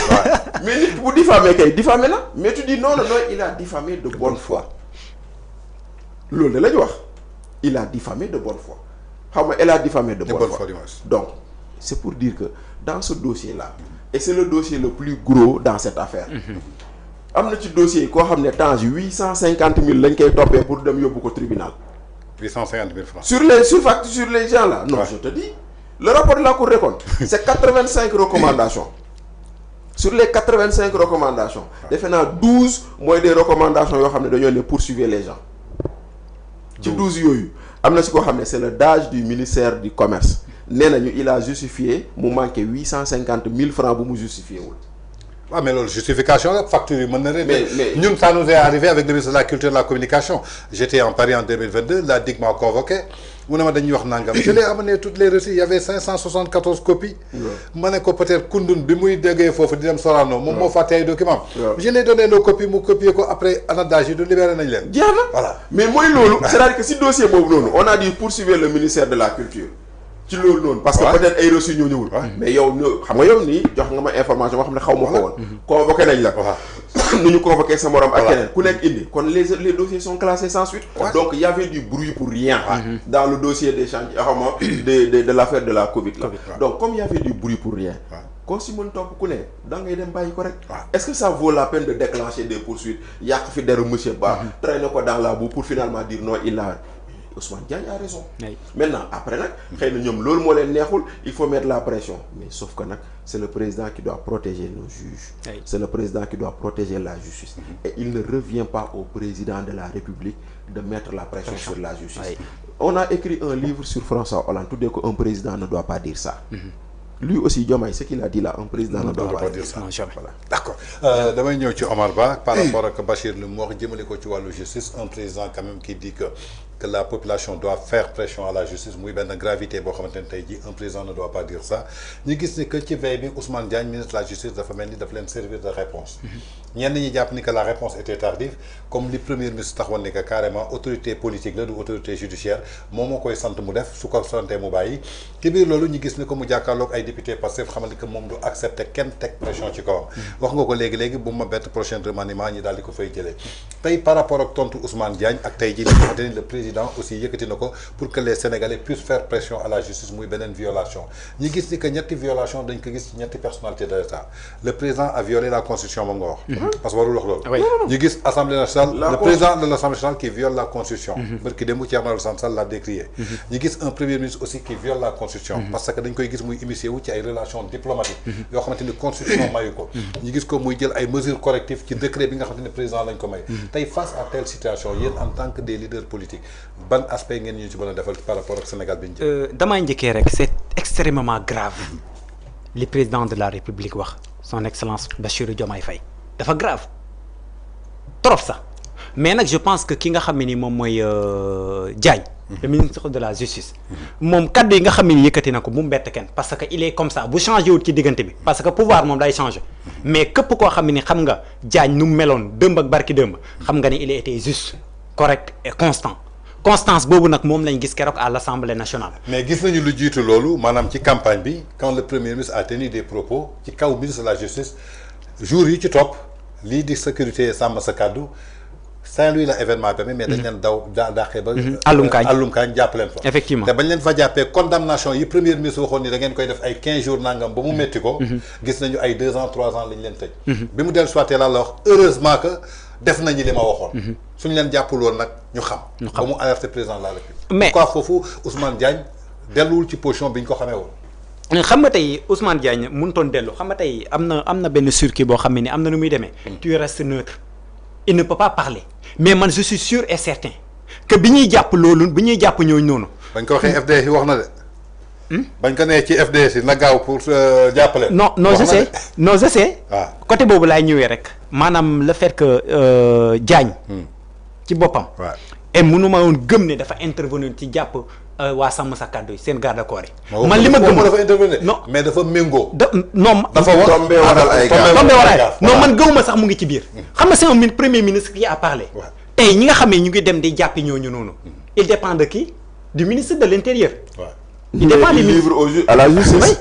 non mais bu ñu demee di leen di livrer. le procureur tey Ousmane Sonko ku ko xam ku nekk xam ne mun na tëb ministre de la justice dem agir ci procureur bi pousser ko à mu def ay poursuites maanaam su loolu c'est des réalités nañ ko mun na nekk. waaw te man loolu laa gëm dama jàpp ne Ousmane Sonko dafa tëb le ministre de la justice insister ci parquet bi pour ñu def ay poursuites contre les gardes-corps de sàmm sa kàddu parce que ce qui s'est passé nga gis li xewoon Koungheul ñu yor seen i ngànnaay yor seen i fetel seen i jaas yi di dal ci kaw nit ñi ñële jóge fale dem Saint-Louis ñu topp si leen ba àllukaañ maltraité leen torturer leen ba pare jàpp leen tëj leen ak dund li ñu dund biir prison yëpp y avait un tiktoker qui était dedans. benn borom loxo benn loxo. ñu ne kooku agresseur la.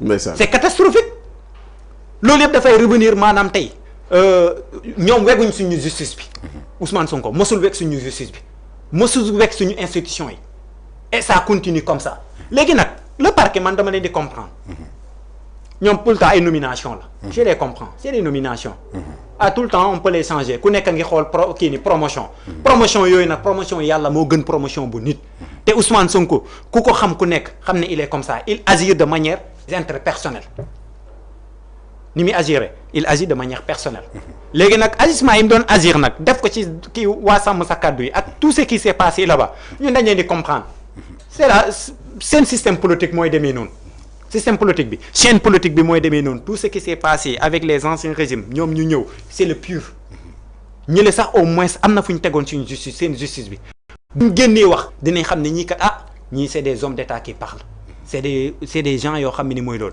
mais Tange dama lay wax benn affaire yërëm naa bés bu Pastef di toj su liwante mbóot gi tojante bopp yi bés bu muy am bu leen neexee li ngeen dagg ko dina ñaaw trop. parfois commencé non gis ay sulante mbóot seen biir. parce que xam nga lu tax dafa nekk nit ñoo xam ne ni kenn ci ñoom amul bàmmeeli biir. mais ñoom dañ leen di kenn su commencé sulli da ngay gis suba mu noppi dañ koy jox benn poste. effectivement ce qui s'est passé loolu mooy dëgg bi mais nag tôt ou tard dina toj. d'accord te yàggatul. d'accord te bés bu tojee. da nga gis lu yéeme sénégalais yi dinañ dëgg lu yéeme. nañ dem ba ci kanam. d'accord Bachir toujours dañuy ñëw ci les propos du président Bassirou Diomaye Faye muy ci discours traditionnel bi dafa jëm ci wàllu li nga xamante ne mooy suñu économie jëm ci wàllu finance on a vu un rapport controversé jëmale ko ci Cour des comptes ñi jàppandi que rapport bi amul valeur juridique Ayib dafay xamal nañu que c'est la copie du rapport boo xamante ni moo nekk ci table président de la République bi nga xamante ni am na signature ci biir loolu nag mu annoncé ci ay chiffres yoo xamante ni rapport bi waxul loolu ci biir chiffre bi mu dellu soit ci li nga xamante ni tey jii maanaam mooy lépp lu premier ministre bi def moom ànd na ci le premier ministre ne dérange que les gens yoo xamante ni dafa menacé woon seen régime donc le premier ministre ne le dérange pas tey kàddu yooyu nga dégg ci président bi ko wax naan je veux des ministres forts je veux des DG forts je veux un premier ministre super fort ba mu bëgg a déléguer ay pouvoir am jox ko premier ministre donte yoon may na ko nit ku nekk soo sentir ni que sa pouvoir dafa bëri mais tey fi mu ko war a jaarle est-ce que jaarle na ko foofu ba ñu voté ko assemblée nationale parce qu'on a vu Assane Diouf tey li ñu ko yóbbu instruction maanaam dafa offensé ki nga xamante ni il a les mêmes pouvoirs que le président de la République. gis nga pour man sax gis nga pour man xam nga toujours il faut retourner dans le code pénal. waaw gis nga code pénal. boo ciy dellu doo juum. boo ciy dellu doo sonn. gis nga man damaa jàpp ni sax Assane Diouf luñ ko jàppee warul mën a nekk. non je vais t'expliquer lu tax ma wax la loolu. xam nga tey jii nii Assane Diouf est arrêté sur la base de l'article 254 du code pénal. Article 254 dafa wax naan kii nga xam ne mooy exercer tout ou partie des prérogatives du président de la République. mu ngi nii article baa ngi nii dafa ne. L'offense au président de la République par l'un des moyens énoncés par l'article 248.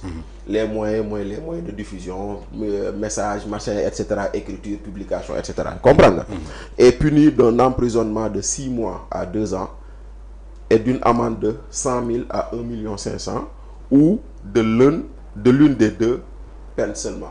Soit c'est emprisonnement plus amende, soit c'est emprisonnement sans amende, soit c'est amende sans emprisonnement. loolu la loi bi wax.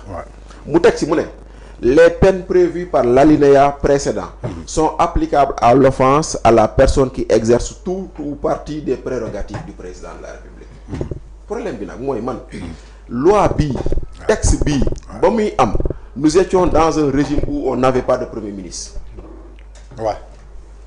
Et que jamono yooyu président de la République il arrivait que bu tukki. te buy tukki dañuy jël décret d'intérim. jox ko nit. Jean Collin a souvent été là comme intérimaire de Abdou Diouf quand il voyageait. kon intérim boobu noonu la lay jox ay attributs président de la République kon foofu la ñuy jàppee ni ku def naka sudul noonu président nga def ko ak ki mu bàyyee ak intérim bi foofu la pour man loi bi di duggee en vigueur. Mais actuellement dans l'état actuel de notre configuration juridique cette loi est caduque. D'accord. kon waruñu see topp nit. Assane Diouf tu peux le poursuivre pour diffusion de fausses nouvelles. Tu peux le poursuivre pour injure. Mais offense à une personne qui a une prérogative du président non. kon mbir maa yi noonu loolu mooy li ngay njëkk a wax nga gis ni effectivement ñun nu ñu bëgg a jëmalee mbir mi dafa am benn côté bu mu jàngee. beneen bi président de la République moom ci boppam. dañuy xaar ci moom ci wàllum économie mu jëmmal yëf yi. premier ministre lu mu def baax na mais premier ministre la mu def musiba la ndaxte livre bii may lire nii Tange. am na benn passage boo xam ne c'est un livre sur le parcours de Ablaye Wade te doon na gën a neex par Ablaye Wade dana xaaral parce que bon je félicite Madiambal au passage parce que c'est un excellent livre que je suis en train de lire dans lequel il explique le parcours de Wade et tout voilà Ablaye Wade am na fu mu naan voilà mu ngi nii je pouvais détruire Abdou Diouf mais je ne l'ai pas fait. J'ai été voir sa mère pour la rassurer du sort de son fils. Combien de temps a-t-elle vécu après? Peut-être que si je me mettais à pourchasser Abdou Diouf ou Maguette Diouf, le frère du président, peut-être qu'elle n'aurait pas supporté. Mieux, j'ai fait des honneurs à Abdou Diouf. Je l'ai chargé d'une première représentation, sommet euro-africain. Mieux, si je ne le voulais pas, jamais il ne serait secrétaire général de l'Organisation internationale de la francophonie. Quand on est arrivé à la tête de ce pays, on se doit se montrer conciliant, surtout si on est dans un pays pauvre. Si je disais la situation véritable dans laquelle j'ai trouvé le pays, personne ne financerait nos projets. Alors day wax de. C'est un homme d'État. Abdou Diouf et les socialistes en 40 ans n'avaient rien foutu et avaient fait du n'importe quoi. Mais je ne peux pas le dire. Je présente les choses de la manière la plus belle. Si je me mettais à dire que la situation était mauvaise, peu reluisante, qui mettrait son argent dans ce pays? Or, j'ai besoin d'argent pour lancer mes projets. Quand on a le destin d'un pays entre ses mains, on ne doit pas dire que son pays est pauvre, sans ressources. Si tu cherches à vendre à 10 000 francs un terrain, tu ne vas pas dire que tu l'as acquis à 100 francs. Ça, c'est vrai. Tu déprécieras la valeur. C'est à toi, dirigeant, de valoriser ton pays. Cela rassure et donne confiance aux partenaires, aux bailleurs de fonds. Si tu leur dis que le pays est pauvre et ne pourra pas payer ses dettes, personne ne va te prêter pour financer tes projets. Je suis économiste, les bailleurs ont besoin d'être rassurés. Est-ce que ce n'est pas une réponse à la sortie du Premier ministre qui a posé tey suñu réew mi ci guuta? Diomaye l'a dit, nee na fi ñu doon lebalee avec 8%, nee nañu léegi mënuñu ñu lebal avec plus de 12%. moo tax ma ne la bu fekkente ni Diomaye nee na ànd nag si lu Premier ministre def Premier ministre musiba la ñu dugal. kon ànd na ci musiba bi. ànd na ci musiba. parce que lii ma la liiral nii. c'est Ablaye Wade qui le dit. et lii nii da lay woon lan mooy posture homme d'État. Ablaye Wade son premier discours quand il est allé au perron de l'Élysée. dafa ne je suis venu chercher des armes. J'ai trop d'argent et je n'en ai que faire. kon lan la lay woon. te boobu yorul woon dara. te yorul woon dara. yorul woon dara. ndaxte tey jii bu ma la yowoon fëgg la yow Tange ne la damaa soxla 800 000. te yoroo ko di nga ma naan yàlla baax na. mais il y a une façon de communiquer. C'est-à-dire que moi, dans tout ce qui a été fait, c'est la façon de communiquer qui n'a pas été bonne. C'est une façon alarmiste. C'est une façon qui déprécie ce pays. C'est une façon insultante à la limite pour nos fonctionnaires. Parce qu'il y a des fonctionnaires qui ont liggéey wàcc dem tëdd seen kër la. politique wuñu ni monsieur Ba ak keneen ak keneen. mais ñooñu ñu ne leen non yéen ñëpp vous êtes des faussaires. ay bandits ngeen ay truands ngeen ay sàcc ngeen. mais pourquoi? Parce que quelqu'un a voulu et cetera mais da ngay jàng ci biir wax ji nii. man loolu laay wax dama leen ne. En réalité, celui qui me disait que Pastef n'avait que Macky Sall comme projet, gëm naa ko. Ouais, jusqu'à présent leur projet ça tourne autour de Macky Sall. Voilà, parce que benn ñëw nañ ñoo mën ñoo ay ñoo mën egsi nañ mënuñu dara. defuñu dara. 1 an gisoo benn lancement de travaux. 1 an lépp lu ñu fi inauguré lu ñu fi fekk la. parce que premier ministre bu lancé phase 2 moo di ni phase 1 amoon na. n'est-ce pas. nga ñëw. Tu vas prétexter la situation des finances publiques pour expliquer ton incompétence. nga ñëw tey nga ne waa président bu fi nekkoon moo tax dafa am ñaar yoo si jàng. benn Pastef fait que on va difficilement oublier Macky Sall te alors que Macky Sall dem na wàllam wëy na dañ ko war a fàtte. mais bu ñu xëyee topp ci Macky Sall di wax day tax du ñu gaaw a fàtte Macky Sall jamais. loolu mooy benn ñaareel bi. yow tu as tous les attributs et tous les pouvoirs quelqu'un qui n'a rien mu sonnal la ça veut dire que yow xoolaatal sa bopp. boo aayoon boo mënoon xëy na kooku du la sonnal. ndaxte tey jii nii bu fekkente ne président ànd na ci lu premier ministre wax. la situation est là. yow tes euros on est en train de les déprécier. fooy dem di lebi fu ñu la doon lebal à un taux de 5-6% ñu lay lebal à 12-15%. avec des maturités beaucoup plus courtes. mooy maanaam dañuy lebal tey pour nga fay suba.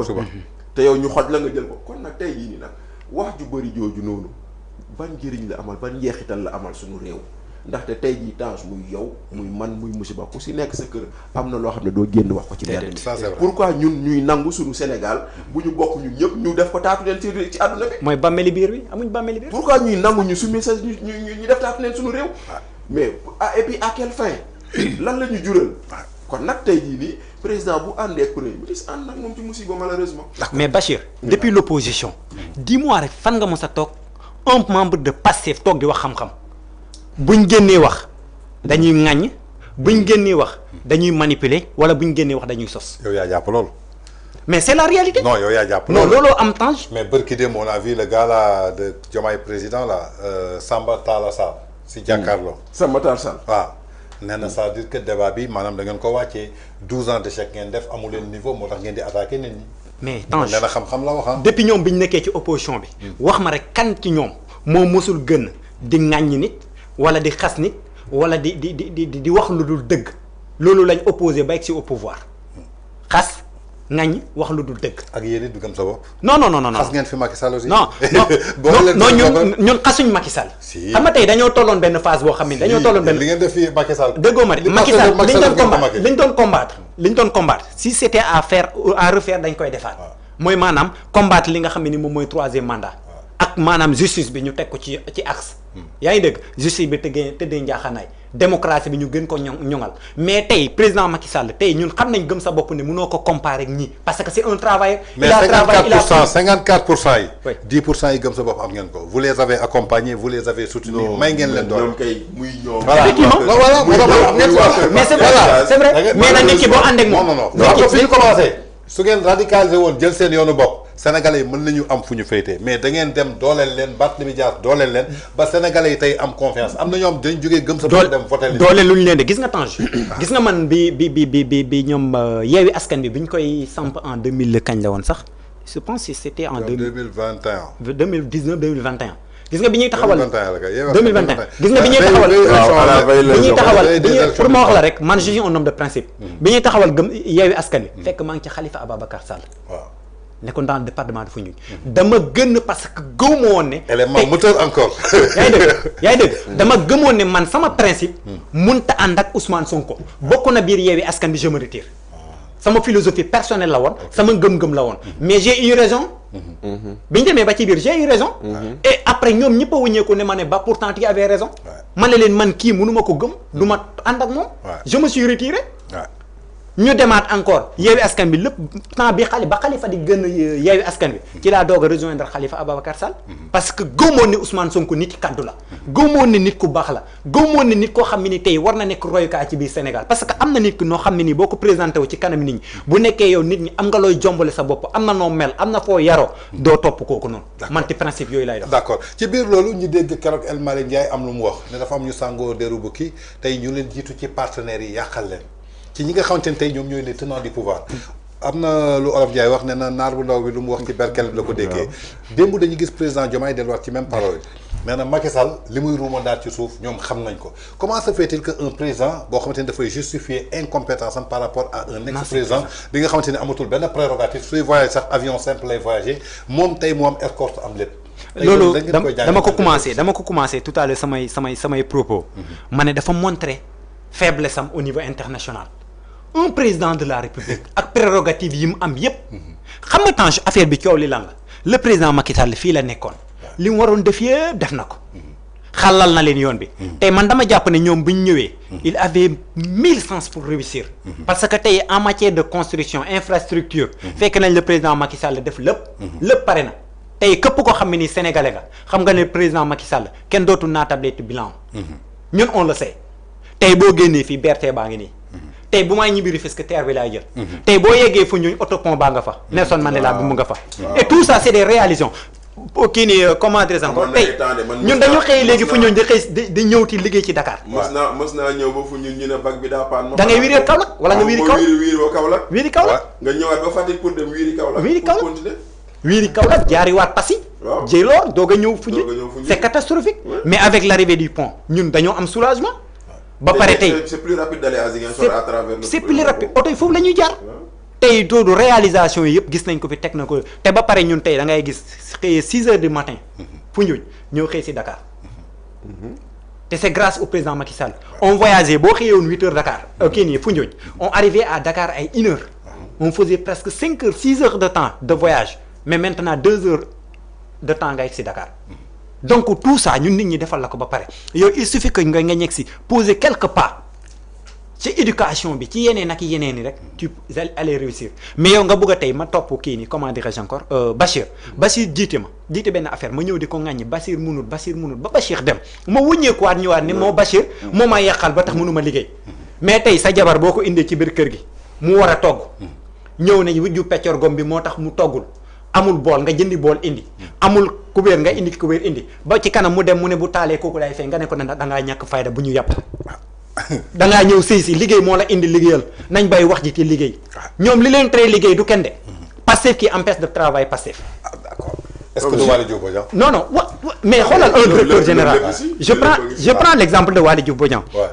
Un DG qui continue tout le temps à se comporter comme un gamin. Sur les réseaux sociaux. Comme un chef de gang. Mais est-ce qu'il n'est pas activiste? Rôle activiste là gën a gis mu joué ko. mais na xam ne tey c'est un DG qui parle.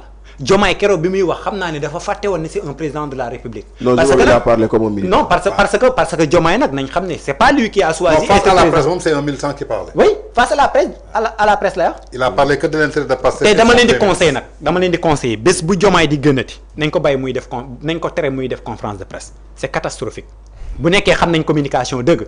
xam nañ ne c'est catastrophique. gis nga li muy def déclaration à la nation c'est préparé. C'est lui. mu def ko dem toog waaye li voilà lim nga xam ne ni tey moom lañ ko defal keroog. buy am dinañu reetaan au niveau international. te tey xam naa ne am nañ fa gàcce demuñ fa de mais xam naa ne ñu ngi fa toog. Non mais Tange xam nga man j'ai un problème. Ouais.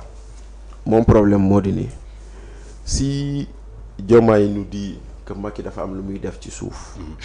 moo tax ñoom ñu tëjal leen ay buntu. C'est la preuve que Yassine Fall n'occupe pas véritablement le poste de ministre des Affaires étrangères. Oui. C'est la preuve que la personne choisie comme ministre des Affaires étrangères n'a pas les compétences et les qualifications pour occuper ce poste. Mais est-ce que le degré de communication peut permettre d'assurer une relation diplomatique? Sous nos relations... Parce que moi personnellement je ne comprends pas Yassine Fall. Amul discours boo xamante ne mën naa ne lii la bëgg a wax man personnellement fii. man ak yow. waaw man ak yow. Tout le monde. man ak yow. Mais en fait le problème c'est pas, tu sais, c'est pas le parler. Ouais. Le problème c'est les actes. Les actes surtout. Le problème c'est les faits. Mais man pour man Diomaye ku ko yàkkal waxu ko Sénégalais yi de. xam nga ku ko yàkkal Ousmane Sonko. Et je vais te dire pourquoi. Allez-y. xam nga les relations internationales, la diplomatie. C'est marcher sur des œufs. Ouais. C'est essayer de concilier des intérêts divergents. Ñun Sénégal. Senghor nous avait laissé deux piliers dans notre diplomatie que nous continuons à avoir. Le premier pilier, moi ce qu'on appelle la diplomatie de voisinage. Senghor avait compris que nos voisins, il faut en faire des alliés. Parce que si tu n'en fais pas des alliés, ils deviennent ton ennemi. Xam nga tey jii nii ñun ak Mauritanie. On partage l'exploitation du gaz. Kon àdduna du naqari mu ba ñu xeex. Mën nañoo werante mais duñu egg ci xeex. Parce que loolu mooy importance d'avoir une bonne relation de voisinage. Et Senghor l'avait théorisé et moom moo nekk di daw ba tey.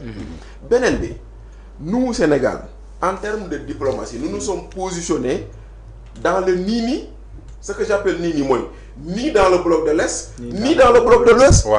Le Sénégal est l'un des rares pays au monde qui dispose d'une ambassade israélienne et d'une ambassade palestinienne. Ouais.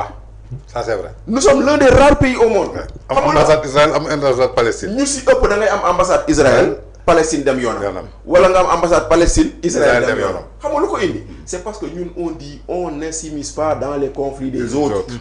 Ça fait partie de notre diplomatie à nous. Ça fait partie de notre marque.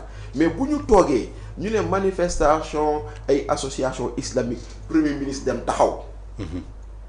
mu ne oui il faut isoler Benjamin Netanyahu. yéen a ngi koy fàttaliku. Si. mais da nga boo ko waxee da nga laal intérêt jàmbur. xam nga ban intérêt nga laal intérêt américain yi. xam nga lu mu nekkee intérêt américain aux États-Unis tam que tu sois démocrate ou républicain. dafa am ñaar yoo xam ne ñoom foowewuñu ko. mooy la puissance de l'Amérique et la puissance comme leader du monde. muy benn. Deuxièmement le soutien à Israël. Oui. Le soutien à Israël. Yow boo nee il faut isoler Israël et Benjamin Netanyahu kon ça veut dire que tu t'attaques aux Américains. Quand tu t'attaques aux Américains, les Américains ñoom ils ont besoin de la France au Conseil de sécurité. lu ma lay wax ne bàyyi ci xel bu baax. Les Américains ils ont besoin de la France au Conseil de sécurité. moo tax les Américains pour satisfaire la France dañoo xaw a bàyyee Banque mondiale FMI Europe ak France ak Allemagne. dañoo xaw a bàyyee Afrique ay Europe France. Les Américains n'ont presque pas d'intérêt en Afrique. Mais en contrepartie les intérêts français ñoom ñu ngi koy gérer. Donc yow boo attaquer Israël bu demee jooytu ci Amérique. Amérique bu woowee France FMI da lay tëjal robinet. Banque européenne tëjal le robinet.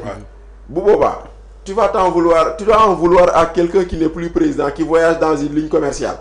Mais il faut en vouloir à ton premier ministre. À son premier ministre qui est à côté de lui. Qui est à côté de lui. Donc si le Sénégal dafa dugg ci guuta ba tey jii nii on n'arrive pas à décrocher certaines choses, mais il n'a qu'à en vouloir aux propos de son premier ministre qui nous dit que nous sommes un pays de faussaires, nous sommes un pays de truands, nous sommes un pays qui a menti sur sa dette et que tout ça est faux, mais le monde de la finance travaille sur ça. Parce que ça bu ñu nee Tandian lii am na ñoo xam ne tey jii nii dañ lay daw. day yàq sa business. C'est la même chose. Pourquoi maintenant ñun ñu bëgg a yàq suñu der ba pare bëgg nit ñi wóoluñu. mënul nekk. waaw ñu ñëw ci Omar comme sànq yaa ngi ko doon souligner ci sa début propos ñu jëmale ko ci président dafa am kàddu bu mu wax et c'est sans gêne nee na depuis que ñu nekk au régime amul benn marche bu ñu interdire fii au Sénégal alors que je crois que depuis 2 avril 2024 jusqu'à présent gisaguma benn demande de marche bu ñu autorisé ko man personnellement. parce que y a plusieurs demandes yoo xamante ni gis naa leen amul benn bu ñu ci autorisé. ñu ñëwaat encore ci ñi nga xamante ni tey jii jàpp nañ leen. jëmale ko nee nañ ci cadre injure. te gisaguma kenn ku ñu jàpp koo xamante ni yëkkati na benn kaddu bu raw kaddu Azoura Fall. gisaguma kenn ku yëkkati kaddu bu raw kaddu docteur Diallo. nii aussi imam Bamba Sall. ñooñu dañu taxaw saaga jigéenu Sénégal yëpp. Azoura Fall président la saga yaayam imam docteur Diallo moom il a insulté tous les Sénégalais tey ce président taxaw ne ñu jàpp tey ci kaso bi dañuy saaga ay nit ce sont des gens qui s'attaquent au premier ministre di leen saaga ci TikTok ak Facebook alors que tey ci Facebook saaga docteur Diallo mi ngi fa saaga Azoura Fall mi ngi fa saaga imam Bamba Sall mi ngi fa saaga député Cheikh Thioro Mbacké mi ngi fa mi taxaw ne képp ku bëggul leaderu parti Pastef maanaam sa yaay liggéeyu alors que un Ardo Gningue qui a écrit un simple post seen caar rek laa fa gis gisuma seen keneen ku mu ko ci teg un Ahmed Suzanne Camara bi taxaw ne li nga wax du dëgg tey ñi jàppee ni que tey un Guy Marius Sagna bi taxaw ne carrément que président li muy wax du dëgg moom premier ministre am taxaw saaga fi ay magistrats tey est-ce que jàpp nga ni que on a un président qui est au courant de ce qui se passe dans notre pays moo la ko gën a xam na ko de mais li mu wax noonu en face waxu militant la rek xam nga Guy Marius Sagna bu ne Azoura bokkul Pastef te tout en sachant que Ousmane Sonko fu mu génn Azoura moo ko jiitu kon dafa moo ak wax ji mais benn la rek mooy maanaam da ngay xam réalité bi. dëgg sa tànk wax leneen. non mais man pour man su ñuy wax ñoom si seen biir mën nañ ko wax mais tey caméra yëpp tàkk adduna dina seetaan.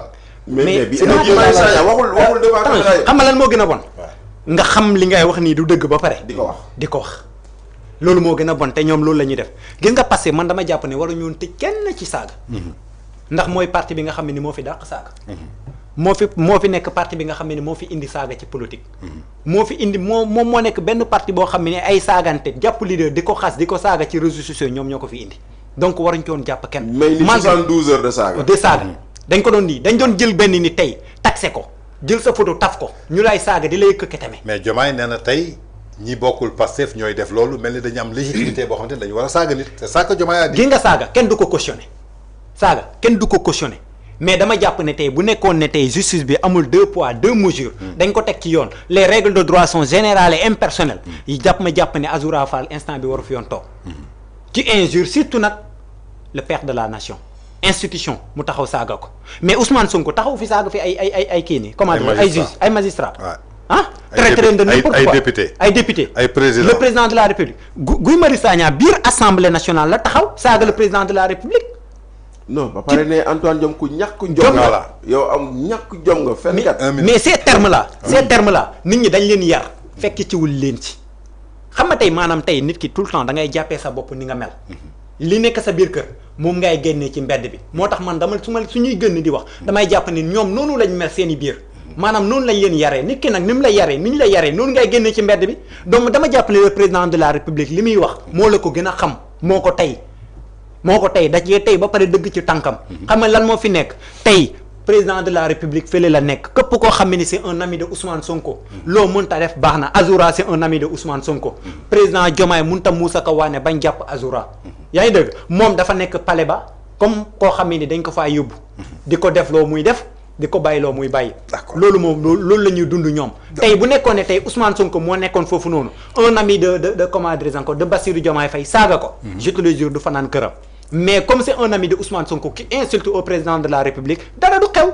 parce que c'est Ousmane Sonko qui décide. d'accord saagakat du tëju saagakat. d'accord Bachir ñu ñëw ci beneen aspect boo xamante ni moom président wax na ko jëmale ko ci bilan mais lépp mi ngi jëm ci li nga xamante ni maanaam fay nañ ko ci ay bor jëmale ko ci agriculteurs yi jëmale ko ci wàllu BTP bi ci fonction publique bi nee na am na bor yu ñu fi fekkoon commencé nañ décaisser xaalis di leen fay mais quant à tey une question boo xamante ni dafa soulever jëmale këru taskatu xibaar yi muy la maison de la presse jëmale ko ci li nga xamante ni maanaam mooy amnistie fiscale bi dafa mel ni ku ci catégorique dem ba traiter les patrons de presse de délinquants fiscaux xam na ni que tey jii li ñuy def tey jii ñoom dañ ciy bénéficier wu ci loo xamante ni tey état bi moo ko moom du ko baale du ko pardonné tey seen place suñu porté woon plainte mandat de dépôt la mu soulever nag benn polémique parce que fa taxaw ne patron de presse yi dañuy jël xaalis bi nga xamante ni tey état bi moo ko war moom ñu koy jëfandikoo bàyyi seen reporters yi amuñu kër amuñu oto alors que ñoom ñi ngi jël car rapide mel ni tey kuy jaxase les reporters ak les patrons de presse alors que moom aujourd'hui il y a 30 000 licenciés il y a des policiers il y a des infirmiers ñoo xamante ni ñoom ñëpp seen seul employeur c'est le président de la République Bassirou Diomaye Faye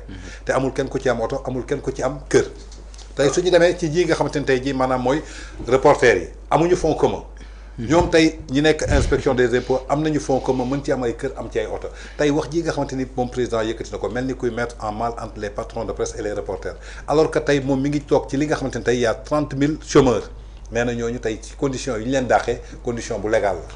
gis nga Tange li may wax toujours rek xam nga sànq maa ngi lay wax naan le propre des populistes c'est de toujours vouloir opposer les uns aux autres. li ñuy def nii c'est vouloir opposer les uns aux autres. Voilà maintenant parenthèse si li ngay wax noonu 30 000 licenciés yooyu noonu. seen collectif bi rassemblement des travailleurs du Sénégal. te Boubacar Fall jiite ko. Boubacar Fall. waaw ba barki démb samedi. demoon nañ seeti Thierno. maam Thierno borom Daaru dem nañ seeti ko ñëw exposé ko seen doléance sëriñ bi dalal leen sëriñ bi defal leen sëriñ bi ñaanal leen sëriñ bi jox leen ay conseils. man mii waroon naa bokk ci délégation bi mais malheureusement bokkuma ci mais par la suite j'ai eu l'occasion de rencontrer le marabout mu xamal ma loolu.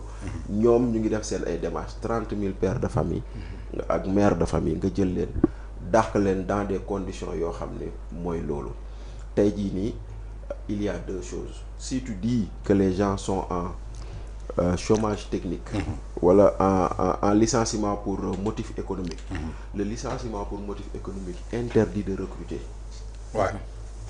interdit de recruter te boo demoon bay recruter boo amoon possibilité de recruter le droit t'oblige à recruter ñi njëkk en priorité balaa ngaa jëlaat donc évoquer le motif économique c'est un abri fallacieux c'est dire simplement que les gens qui ont été licenciés dañ leen licencier parce que simplement dañ leen soupçonner d'être des militants de Pastef xam nga de l'APR de l'APR dañ leen kii loolu rek mooy la raison nga dem CDC même chose nga dem feneen même chose nga dem feneen même chose man quand je parle j'évite de parler de moi-même parce que dama naan man sama cas grawul waaw yow si nga bokk di mais mu ngi noonu j'évite de parler de moi-même voilà. mais parce que maintenant mais Diomaye comment il ose dire que man j'ai été licencié que nuñ ma licencié yoon jaar na yoon waaw comment il ose le dire les licenciements yoo xam ne ñoon waa CDC dañ leen woo ne leen yéen on fait un plan social c'est à prendre ou à laisser te bu ngeen jëlee di ngeen daw ba sonn kenn du leen jox dëgg mais quand même dans un pays de droit où l'état de droit existe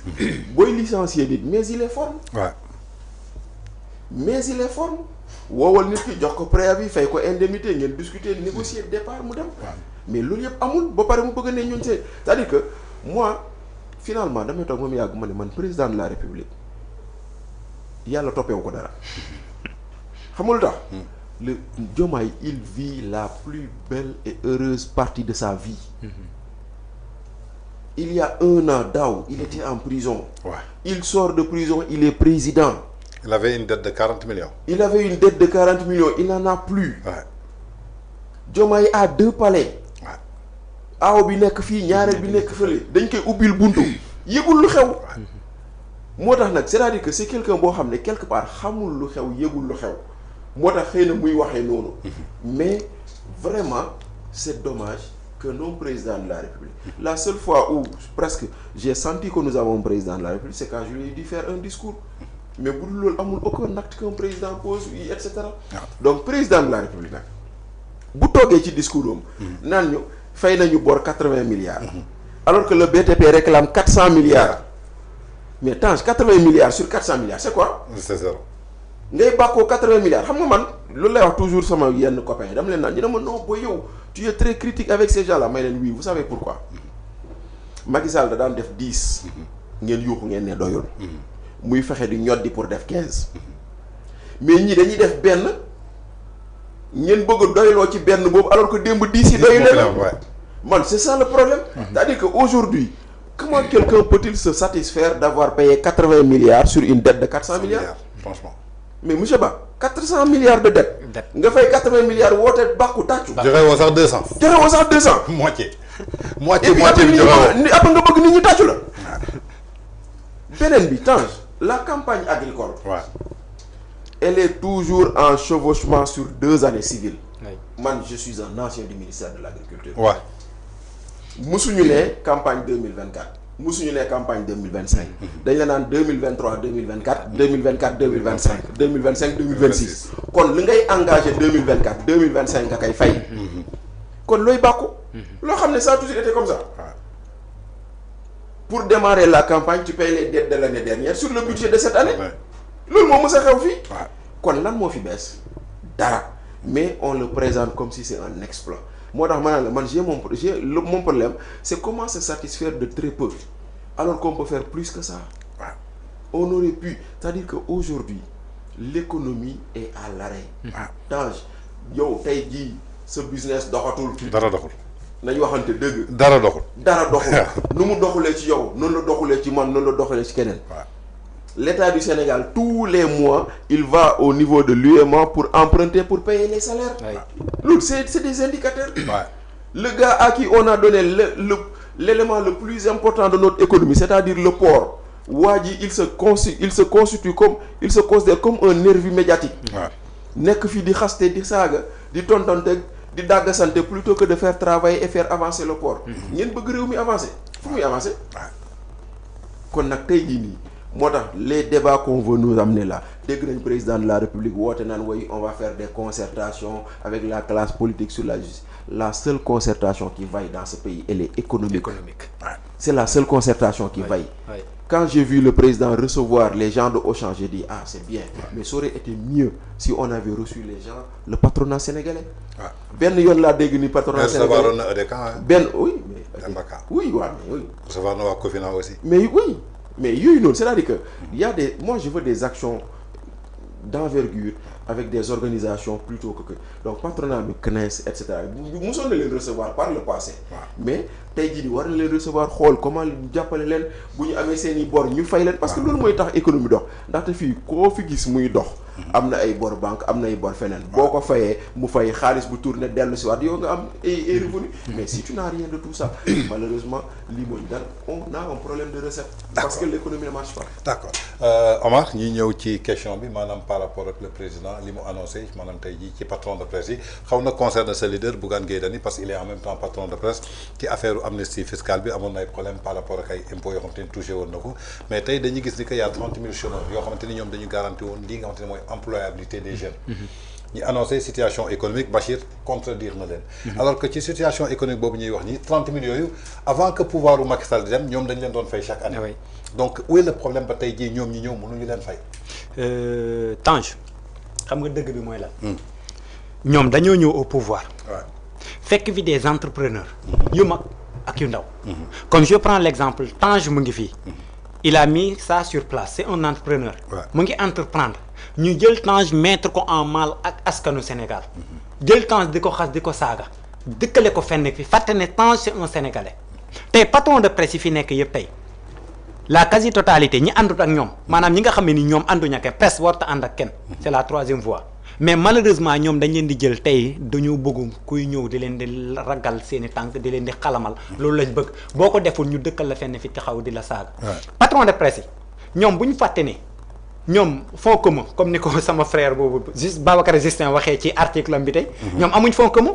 trimestre bu nekk ngeen xaajoo ko ñoom amoon nañ fonds commun boo xam ne ni tey trimestre bu jot ñu woo Diomaye woo Sonko ñëw ñu jël ñu ne lii kat mooy fonds commun yi ñu jël ko pàcco ku nekk dóor sa poche tey patron de presse yi tey amul kenn koo xam ne ni tey sa capacité financière may na la nga mun a am yenn dettes yi te Bassirou Diomaye Faye lan moo ko mayoon possibilité de mu dem ba di am 40 millions de dettes parce que amoon na fonds commun banque bu ñu laay leba dafa am fu ñu koy teg mais malheureusement cet état ñoom ñoo ne cet état en ruine mais cet état a un problème de gouvernance ñi nga xam ne ñoom ñooy gouverner état bi dañoo am des problèmes de personnes. des problèmes d'hommes d'état. foofu lay kii tout à l'heure dafa wax ci problème agriculture bi. je te le jure Tange naa la xam ne man je suis de Gaage Bokar ci village laa dëkk. mais campagne commercialisation d'arachide bu cuuni bu boni ni cette année ci mosul am. ñoom ñu ngi ne réew mi dafa nekk en ruine. réew mi amul xaalis. mais bi fi ki nga xam ne ni moom moo nekkoon nee nañ ne sàcc la woon ak leneen ak régime am mais sàcc bi mu fiy nekk réew maa ngi dox. sàcc bi mu fiy nekk gerte gaa yaa ngi jaay normal. sàcc bi mu fiy nekk nit ñaa ngi am xaalis. mais sàcc bi dem nit ñi amatuñ xaalis. jaay gerte tëla li ku doon jaayee 400 500 ren 250 wala 300 maximum. 300 ñi ko jaay sax 275 moo gën a bëri. yaa ngi dégg te tey camions yi temps Macky Sall dañ doon daw ba ci sa buntu kër taxaw jënd sa gerte dem doo bouger centimètre mais ren c'est catastrophique. béykat yi ñu ci gën a bëri dañoo vanter seen gerte léegi tey ñu ne ce régime là tey ñoom ñoo fi nekk ñoom ñoo baax ñoom ñoo mën ñoom ñoo ëpp doole ñoo fi depuis booba léegi rien ne va lépp a taxaw. d'accord ci biir loolu yaa ngi koy wax léegi dañoo bëgg benn presse boo xamante ni daf leen di xalamal fan yi passé yëpp ñu ngi dégg ay coow ci ay journalistes yoo xamante ni dafa mel ni ay pro pouvoir la ñu maanaam pouvoir monétisé le cas de Ndeye Fatou Ndiaye nekkoon Sen TV ngeen yàgg def émission mi ngi doon soulever Fatou Abdou Ndiaye di mooy Fatou Abdou mi ngi doon soulever polémique actuellement on entend ni que démissionné na alors que ñu ngi ko doon annoncé barki démb.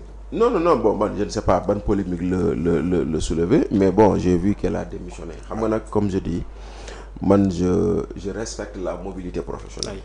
ndaxte mën naa liggéey tey VIP bu subaa mu dem liggéey feneen. donc loolu benn la. maintenant Fatou Abdou en fait les gens avaient bon man mi sax wax naa ci les gens avaient parlé à propos de sa sortie après la polémique née de l'altercation bu amoon sur le plateau entre Badara Gadiaga et Amadou Ba.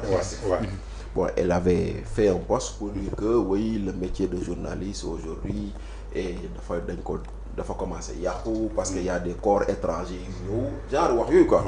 man bañ ma ko waxee man je me souviens ak Boy Daouda Wali bu nekkoon fii ak yow. mu laaj ma si la nga sa xaar ma ne ko noonu lu mu wax elle a raison. mais pourquoi elle le dit aujourd'hui et pas hier. parce que moi j'ai simplement dit que dans ce pays-là le métier de la presse il faut le distinguer du média parce que dafa am ñaar yu nit ñi fàtte. la presse man ak Tange ñoo ko moom ay journalistes lañ. le média c'est pour tout le monde. c'est pour tout le monde voilà donc le média animateur bi ci la bokk. le média DJ bi ci la bokk. le média technicien bi ci la bokk leneen la presse mooy métier bi mu bokk man quand tu fais cette distinction da ngay comprendre ku nekk fan la war a nekk. dans une émission tu peux avoir un journaliste un animateur leneen ak leneen ak leneen ñëpp xaj nañ ci. mais ku nekk na xam place am. Maintenant, le problème qu'on a dans ce Sénégal-là, c'est un problème de ce qu'on appelle chroniqueur. Lan mooy chroniqueur. Maintenant, yow, ton émission s'appelle Café. Pause Café. Pause Café. Ton émission s'appelle Pause Café. Tu le fais tous les jours.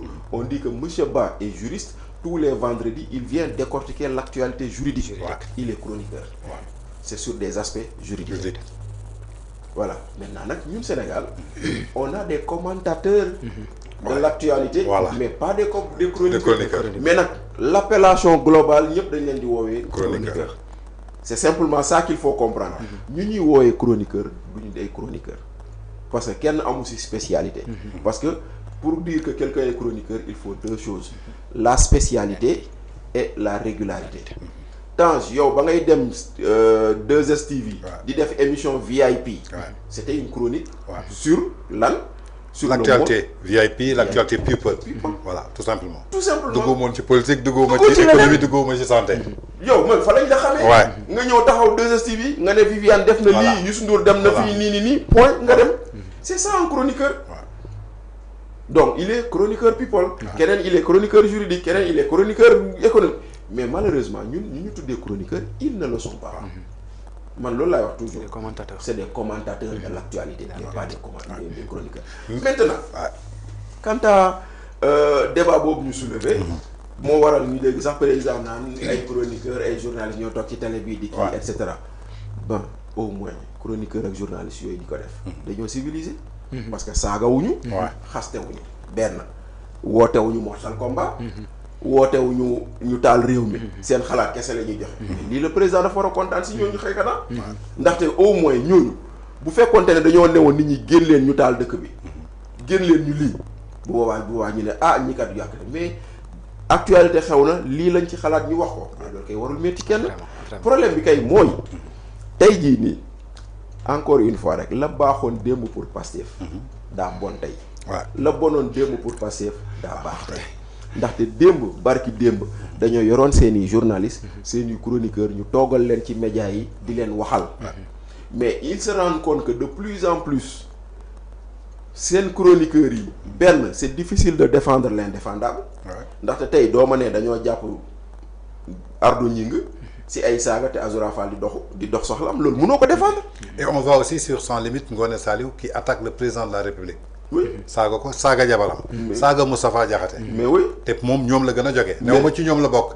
mais ci ñoom la gën a jógee. te dara jote ko. te dara fekk ko si. xam nga loolu yëpp boo ko gisee.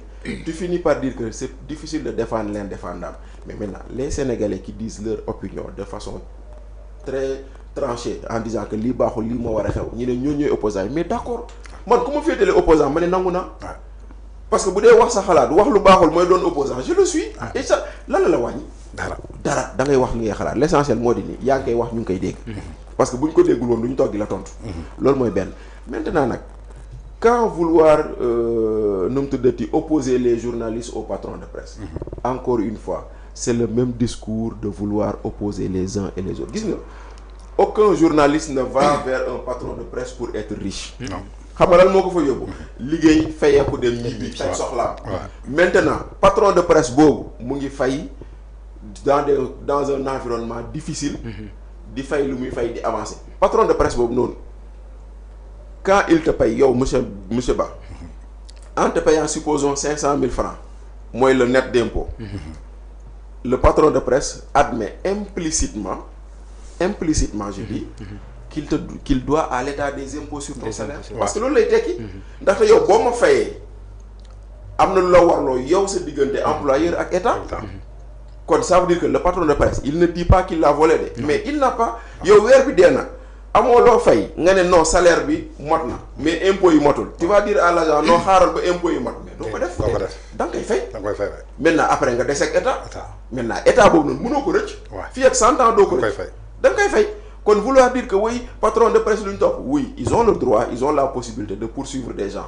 parce que ku collecter impôt te reverser woo ko on considère que c'est du détournement de deniers publics mën nañ la si topp mais est-ce que mës nañ see topp nit parce que l'administration des impôts a toujours privilégié la discussion le dialogue l'arrangement plutôt que le conflit kon lu tax léegi Diomaye bëgg ñu dugal ci conflit pourquoi léegi on doit pousser les gens à aller vers le conflit boobu moo ñu waral tey jii nii yow ngay dem lebi 150 milliards au niveau du marché de l'UEMOA alors que tu as mis en prison quelqu'un qui aurait pu te prêter 150 Samuel Sarr de mënoon na leen abal 150 milliards parce que nee nañu 419 milliards la cautionné ñu bañ ko waaw ki la cautionné 419 milliards banque bu mu ko garantir bu lebal ko 150 milliards voilà Omar temps bi xaw na jeex léegi dañuy dem ci li nga xamante ne tey jii maanaam moo ñëw ci démission kii nga xamante ne mooy Fatou Abdou Ndiaye jëmale ko ci président li mu wax ne na gisagul tey jii lan moo fi jar ñuy marche jaratu lan ngeen di génn alors que est-ce que moom moo ko war a mën a délimiter alors que démb leader am dafa am problème ak ki nga xamante ne mooy Adji Sarr et pourtant dafa woon nit ñi ñu génn tey ñi gis ni que Adji Sarr d'après Afrique Confidentielle nee nañu am na nationalité suisse est-ce que le premier ministre amul lu muy risqué au niveau international. Adji Sarr dama koy nuyu au passage parce que dafa nekk benn victime boo xam ne nii il a subi tous les sorts te nekk benn jigéen boo xam ne ni tey ñun ñoo bokk benn département bi le département de Foundiougne. di ko nuyu au passage di ko massawuwaat parce que comme ni ma ko doon défendre dëmb ak barki dëmb noonu lay continuer di ko défendre question bi nga ma posé nag Tange démission kooku noonu tey ku ci démissionné xaar ko RTS. waay man sama gëm-gëm personnel la ku ci démissionné ku nekk. xaar ko RTS loolu la ñu ba bañ bëggee dem. quand on veut tuer son chien on l'accuse de la rage. ku ci bëgg a dem ku nekk. ut prétexte boo demee porox ndoll boo demee. fekk na lépp ñor na ba pare mais nag en attendant les événements ñu toog déglu leen. léegi nag Adji Sarr bi am nationalité suisse. c'est très normal. comme ñun suñu justice bi. mun a jël condamner une personne Ousmane Sonko de 2 ans de prison. ba pare teg ko une amende de 200 millions. na ko fay Adji Sarr ba léegi mënu ko def. 20 millions. 20 millions. mais pourquoi ana suñu décision de justice tey Bachir bii nii wala yow Tange bii nii tey képp ku ci justice condamné woon 1 mois yaa ngi prison. mais Ousmane Sonko a été condamné 2 ans de prison ferme mais pourtant mu ngi nii di dox soxla Ndeye Khady Ndiaye a été condamné 2 ans de prison ferme te dëgg naa sax ubbi na ngor ah salon Sweet Beauté bu bees daal ubbi na xamuñu ndax moom loolu moom. salon Sweet Beauté bi ubbi waat na ah tey ñoom ñaari ñu am des condamnations ak des amendes ñu war ko fay toog ne fay ñu ko tey kan la fi justice mos a wóolu mu ne deew ma te dara fekk ko ci. mais ban waajur mooy nangu bàyyi doomam mu dem liggéey Sweet Beauté ak li fi xew. man question boobu laay posé. non déggoo ma de mën nañ fa waa Pastef mën nañ fa dem liggéey appel d'offre la xam naa ne ñoom ñi nga xam ne ñoom ñoo dëkk Pastef mën nañ dem liggéey Sweet Beauté ndax Tange dafa am aspect yoo xam ne boo ma may dama ci bëgg a revenir. Vas-y. Tange recrutement enseignement bi nga xam ne ni dañ ko lancé woon récemment j'attendais que mais la Sweet Beauté boobu Ndeye Khady la de. mais xale la. waaw parce que le journal Les Échos nee na baal ma kii wala ma leeral la foofu le journal Les Échos nee na. parce que gis nga coïncidence ou non controversée. Non. Le journal déclare qu'il ignore s'il s'agit de l'institution l'institut de théâtre à l'origine de l'affaire mais signale qu'une grande photo de Ndeye Khady Ndiaye propriétaire de Sweet Beauté à l'époque occupe la façade. kon Ndeye Khady la. ah léegi lu tax ñu tëjoon ko Sacré-Cœur te nee nañ dafa mën agrément bàyyi ba pouvoir bu bees bi ñëw ñu indi ko fa en tout cas ñu ngi jugé seen bopp dafa am point bi ma bëggoon revenir tout à l'heure te ñoom ñoo ko doon ŋàññi démb ak barki démb gis nga le président Macky Sall daf fi lancé un recrutement enseignants yi 5000 enseignants ñu ŋàññi ko ñu ne recrutement clientèle politique la mais ñoom ñu ngi koy def tey 2000 enseignants pour l'anglais tey ñoom xam nañ carrément que li ñu lancé noonu recrutement clientèle politique la comment dire exportation jeunesse bi ñu defoon noonu récemment xamoon nañu recrutement clientèle politique la. mais 19 ñoo dem ci millions de personnes yi ma gisoon ñuy déposé. am na ñuy dem de. 19 personnes laa gis aéroport gis nga 19 personnes yooyu noonu. waaw Tange am na gars yi ngi dem ci suuf man je connais une personne bu dem ba ñëw. une personne bu dem ba ñëw j'en connais une. recrutement clientèle politique la donc ñoom ñi nga xam ne ni tey ñoom ñoo nekk au pouvoir seen ndaw yi nga xam ne ñoo leen doon saagal ñoo leen doon xasal ñoo leen doon nekkal ci réseaux sociaux yi kut ko kut bëgg nañ leen dugal caser leen fenn pour ñu am duñ fa jàpp. Adji Sarr nag man j'appelle à la justice ñu jàppale xale bi parce que les règles de droit sont générales et impersonnelles te victime la nañ jël te defoon na appel nag te appel bi yaakaar naa xanaa bokkul ci amnistie bi.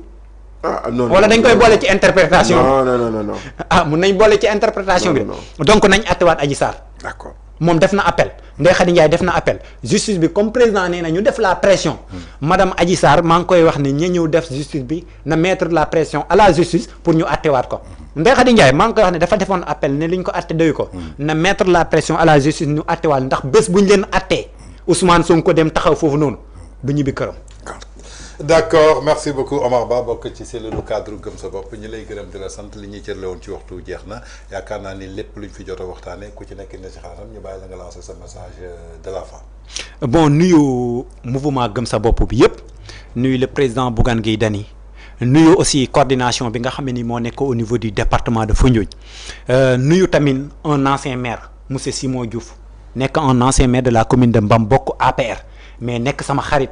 c'est un leader bu responsable yaakaar naa ne tey politique lu bëri tey def na ko ci man nuyu aussi Amadou Debedem c'est un ami oui c'est un ami c'est un frère ku contribuer lu bëri sama vie professionnelle donc di profiter ci occasion bi di ko nuyu au passage mais nag di nuyu ñi nga xam ne ni tey ñu ngi toog dañu seetaan j'ai des amis des frères Aziz Cissé Khalil ñëpp ñoo xamante ñi ñu ngi Sibassor ñi ñu ngi Dakar ñi ñu ngi ba Maris ñoom ñëpp ñu ngi toog jamono yi di ñu seetaan di nuyu aussi sama waa village de Gaagi Bokar commune Mbam Gaagi Bokar Gaagi Modi Gaagi Chérif Mbam Mbassis Ndorong Soum Thiaré ñëpp maa ngi leen di nuyu ñoom ñëpp maa ngi leen di nuyu ndax ñoom ñëpp tey jamono yi ñu ngi ñuy seet beneen aspect bi may lancé kii boo ma ko mayee wax leen ne lycée Foundiougne ñu jàppale leen parce que lycée bi mu ngi doon waaj a màbb gars yi arrêté woon nañ ko ba abri provisoire ñoo fa nekk jamono yii et en ce moment abri provisoire lañ koy jàng la ñuy jàngee te bâtiment yaa nga fa di waaj a daanu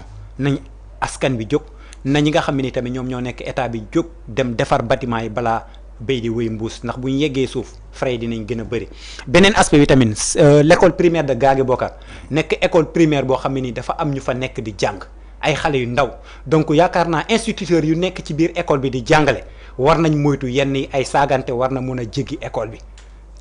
donc loolu tamit dama ciy lancer appel ñu bàyyi ci xel ministre de l'éducation jël ci ay responsabilités am IA ak IF jël ci seen i responsabilités ndax buñ ci jëlu seen i responsabilités ñun en personne dinañ jël suñu responsabilité parce que on n'acceptera pas les jeunes nos enfants nekk dans les établissements di jàng ñu war leen jàngal xam-xam war leen jàngal éducation yar leen ba pare di saagante ci biir école bi on l'acceptera pas loolu mu nekk benn aspect boo xam ne tamit dama koy souligner donc profité ci occasion bi wax ne gars yi na réew mi métti na ñëpp a ngi dee temps boo ngoon jotee bu 18h jotee boo demee ci jaaykati cere bi wala nga dem ci jaaykati fonde bi nga xam ne dëkk bi dëgër na. balaa may dem ci ñoom kay ma njëkk ak sama bopp.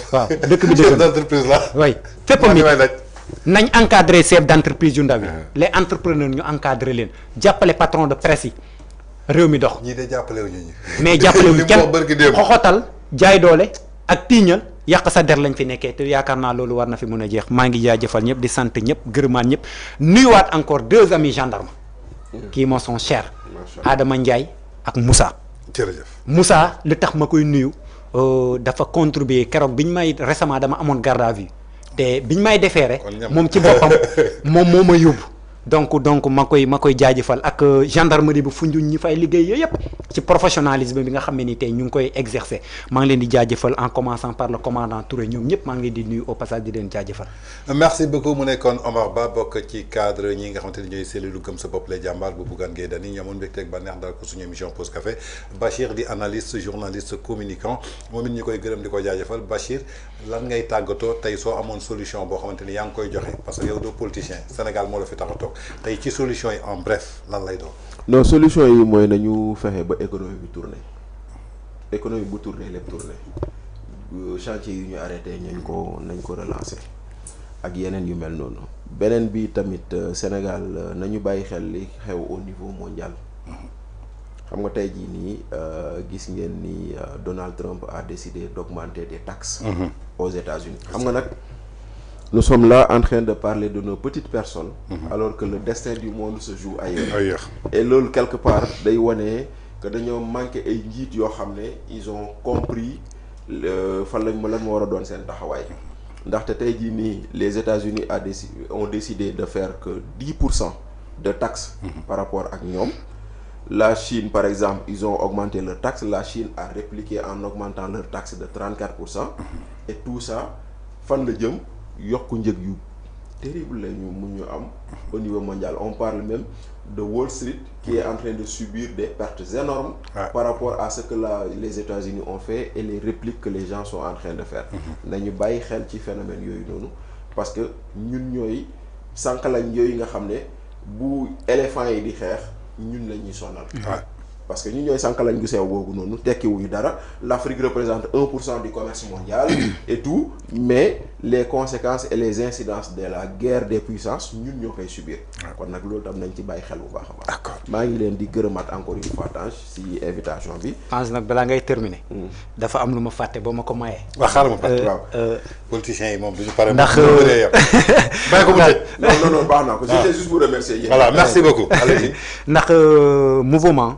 association fédération des élèves stagiaires ressortissants bu commune bu Mbam dañoo war a def journée d'intégration pour les nouveaux bacheliers ñu war ko amal nag samedi ma profité ci occasion bi woo ñëpp ndax tey muy ancien muy nouveau ñu leen di woo UCAD samedi incha allah rabbi pour ñu ñëw daje fa dalal ñi nga xam ne ni ñoom ñoo nekk suñuy rakk suñuy jarbaat suñuy doom pour ñu ñëw accueillir leen à l'université bu montrer leen les réalités de l'université donc Fazer la moom mooy amal journée d'intégration samedi di ci woo ñëpp.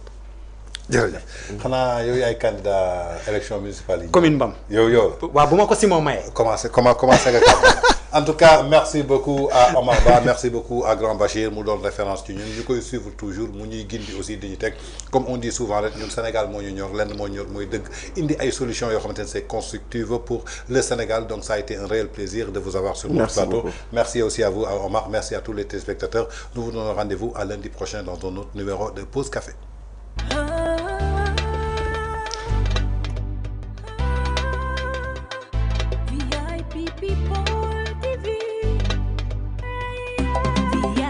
guddi gi maa moomee guddi gi ñoom ñoo ko moomee mbay guddi gi yàgg na neex na te metti na te dëgër na kaj loolu affaire bu garaaw la xale xamu ko loolu dafa am miel am plante boo xam ni su guddi gi xaajee la tudd dañ ne 45 minutes avant laalal ñaari cuillère boo laalee ñaari cuillère xoolal da ngay bëri doole da ngay